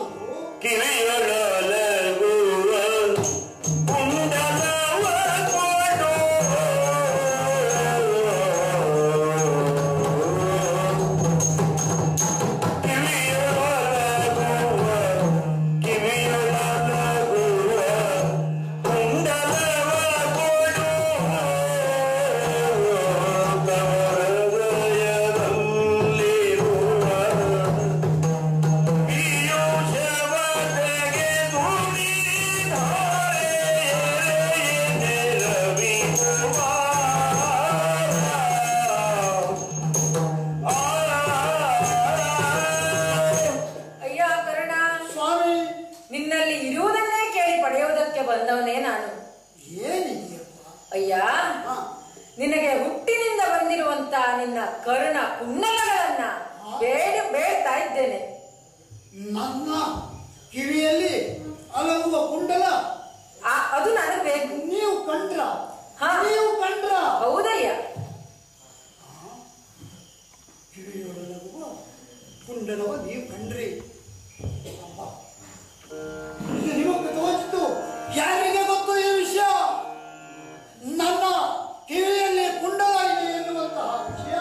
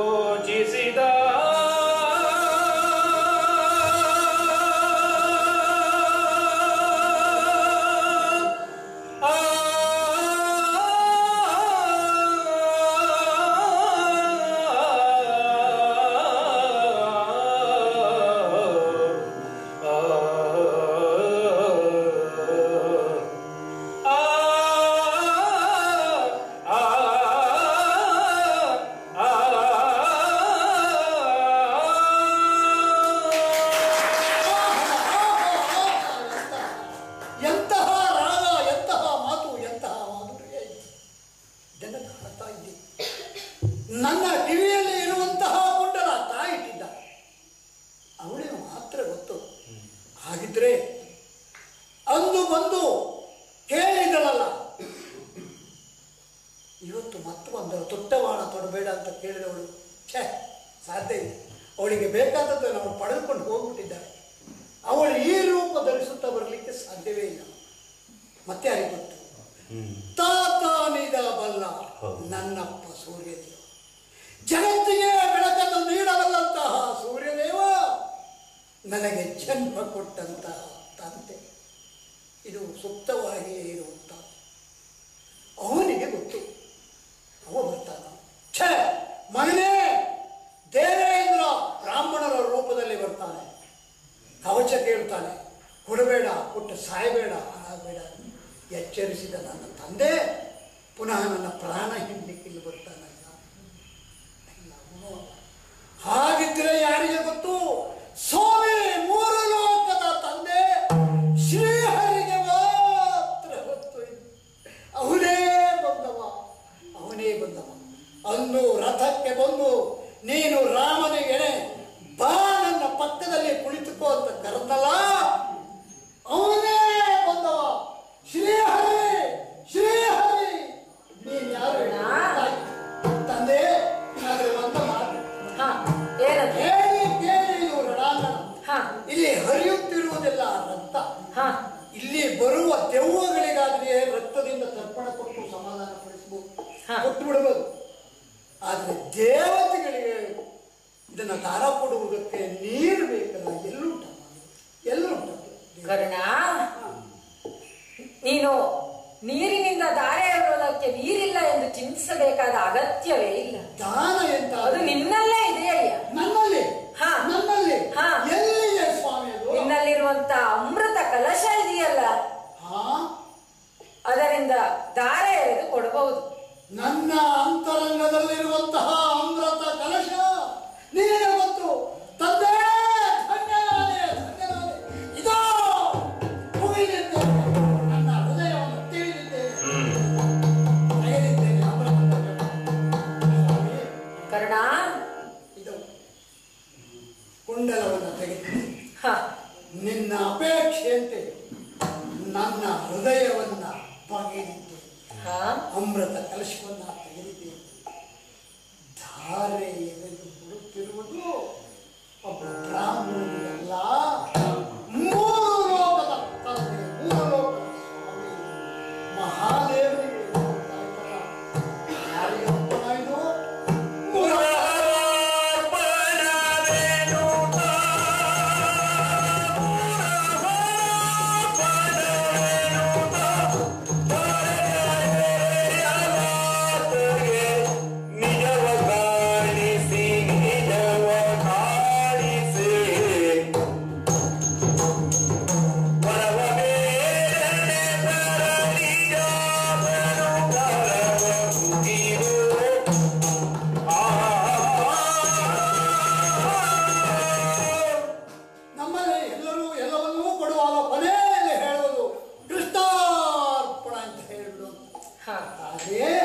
ನಾನು ಹೇಳುತ್ತಿರುವುದು ಇದು ಮುರಹರಾರ್ಪಣ, ಕೃಷ್ಣಾರ್ಪಣ. ಯಾವುದು ಎಲ್ಲಿಂದ ಬಂದಿತ್ತೋ, ಯಾರಿಂದ ಅನುಗ್ರಹ ಆಗಿತ್ತೋ, ಯಾರಿಂದ ಕೊಡಲು ನನಗೆ ಧಾರಣೆ ಕೊಟ್ಟಿತ್ತೋ ಅವನೇ ಬಂದು ಕೇಳಿದ್ದಾನೆ ಅಂತಾದರೆ, ಕೊಟ್ಟವನೇ ಬಂದು ಕೇಳಿದಾಗ ಇಲ್ಲ ಎಂದು ಹೇಳುವ ಮನಸ್ಥಿತಿ ನಾನಲ್ಲ. ಇದೋ ಸ್ವೀಕರಿಸಿ ಸ್ವಾಮಿ, ಸ್ವೀಕರಿಸಬೇಕು, ನನ್ನನ್ನು ಉದ್ಧರಿಸಬೇಕು, ನನ್ನನ್ನು ಕಾಯಿ. ಭೇಷ್ ಕರ್ಣ, ಭೇಷ್. ಈ ಸಂದರ್ಭದಲ್ಲಿಯೂ ಕೂಡ ಒಂದಿನಿತ್ತು ಸಂಕೋಚ ಪಡದೆ, ಒಂದಿನಿತ್ತು ನೋವನ್ನ ಪಡದೆ ನೀನು ಧಾರೆ ಎರೆದು ಕೊಡ್ತಾ ಇದ್ದೀಯ. ನಿನ್ನ ಭಕ್ತಿ ಭಾವಕ್ಕೋ ದಾನಕ್ಕೋ ನಾನು ಮೆಚ್ಚಿದ್ದೇನೆ. ಇದೋ ಇಂದಿನಿಂದ ಮುಂದೆ ನಿನ್ನ ಹೆಸರು ಈ ಜಗತ್ತಿನಲ್ಲಿ ಶಾಶ್ವತವಾಗಿ ಉಳಿಯುತ್ತದೆ ಕರ್ಣ. ನೀನು ದಾನಶೂರ ಕರ್ಣ ಎನ್ನುವುದಾಗಿಯೇ ನೀನು ಪ್ರಸಿದ್ಧಿಯನ್ನ ಪಡೆಯುತ್ತೀಯ. ನೀನೋ ಒಂದು ಮಾತನ್ನು ಕೇಳಲಿಕ್ಕೆ ಪ್ರಯತ್ನಿಸ್ತಾ ಇದ್ದೀನಿ, ನನಗೆ ಗೊತ್ತು. ನಿನ್ನ ಬೇಡಿಕೆ ಏನು ಎನ್ನುವುದನ್ನ ಹೇಳಯ್ಯ ಕರ್ಣ. ಸ್ವಾಮಿ, ಹುಟ್ಟು ಮುಪ್ಪು ಸಾವುಗಳಿಂದ ಕೂಡಿದ ಭಯಂಕರವಾದಂತಹ ಈ ಜೀವನ ಚಕ್ರ, ಇದರಲ್ಲಿ ಸುತ್ತಿ ತಿರುಗಿ ಮತ್ತೆ ಇದೆ ಆಗೋದು ಇನ್ನು ಈ ಜನ್ಮ. ಈ ಜೀವ ಸಂಪೂರ್ಣ ಸಂಪೂರ್ಣವಾಗಿ ತನ್ನ ಕರ್ಮಕ್ಕೆ ಸಂಬಂಧಪಟ್ಟ ಹಾಗೆ ಎಲ್ಲವನ್ನು ಅನುಭವಿಸಿ ಮುಗಿದಾಗಿದೆ ಅಂತಾದರೆ ನಿನ್ನ ಹೃದಯ ಹೃತ್ಕಮಲ ಮಧ್ಯದಲ್ಲಿ ಇಷ್ಟು ಸ್ಥಾನ ಕರೆದಿಲ್ಲ.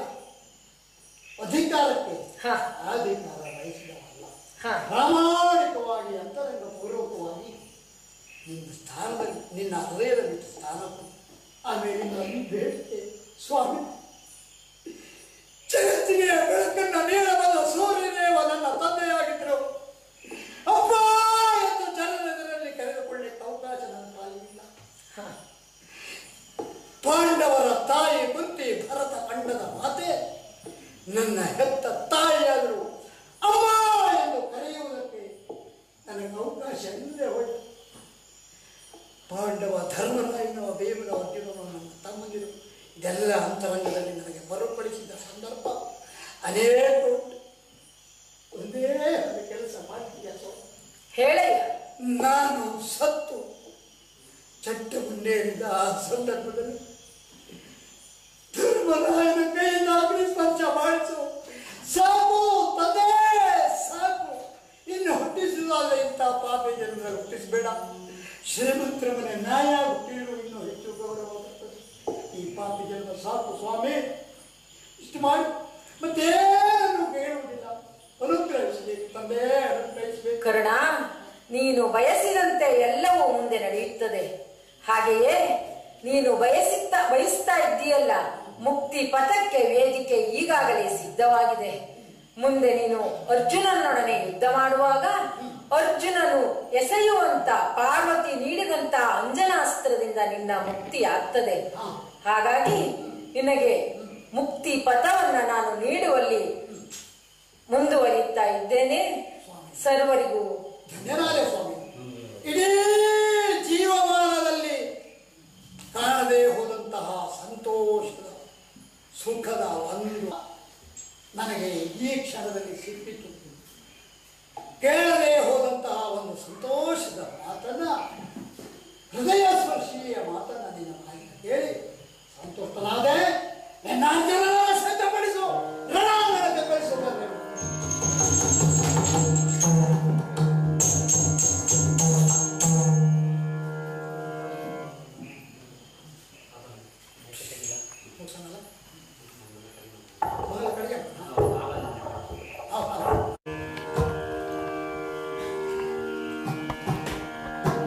ಗಜಮುಖದವಗೆ ಗಣಪಗೆ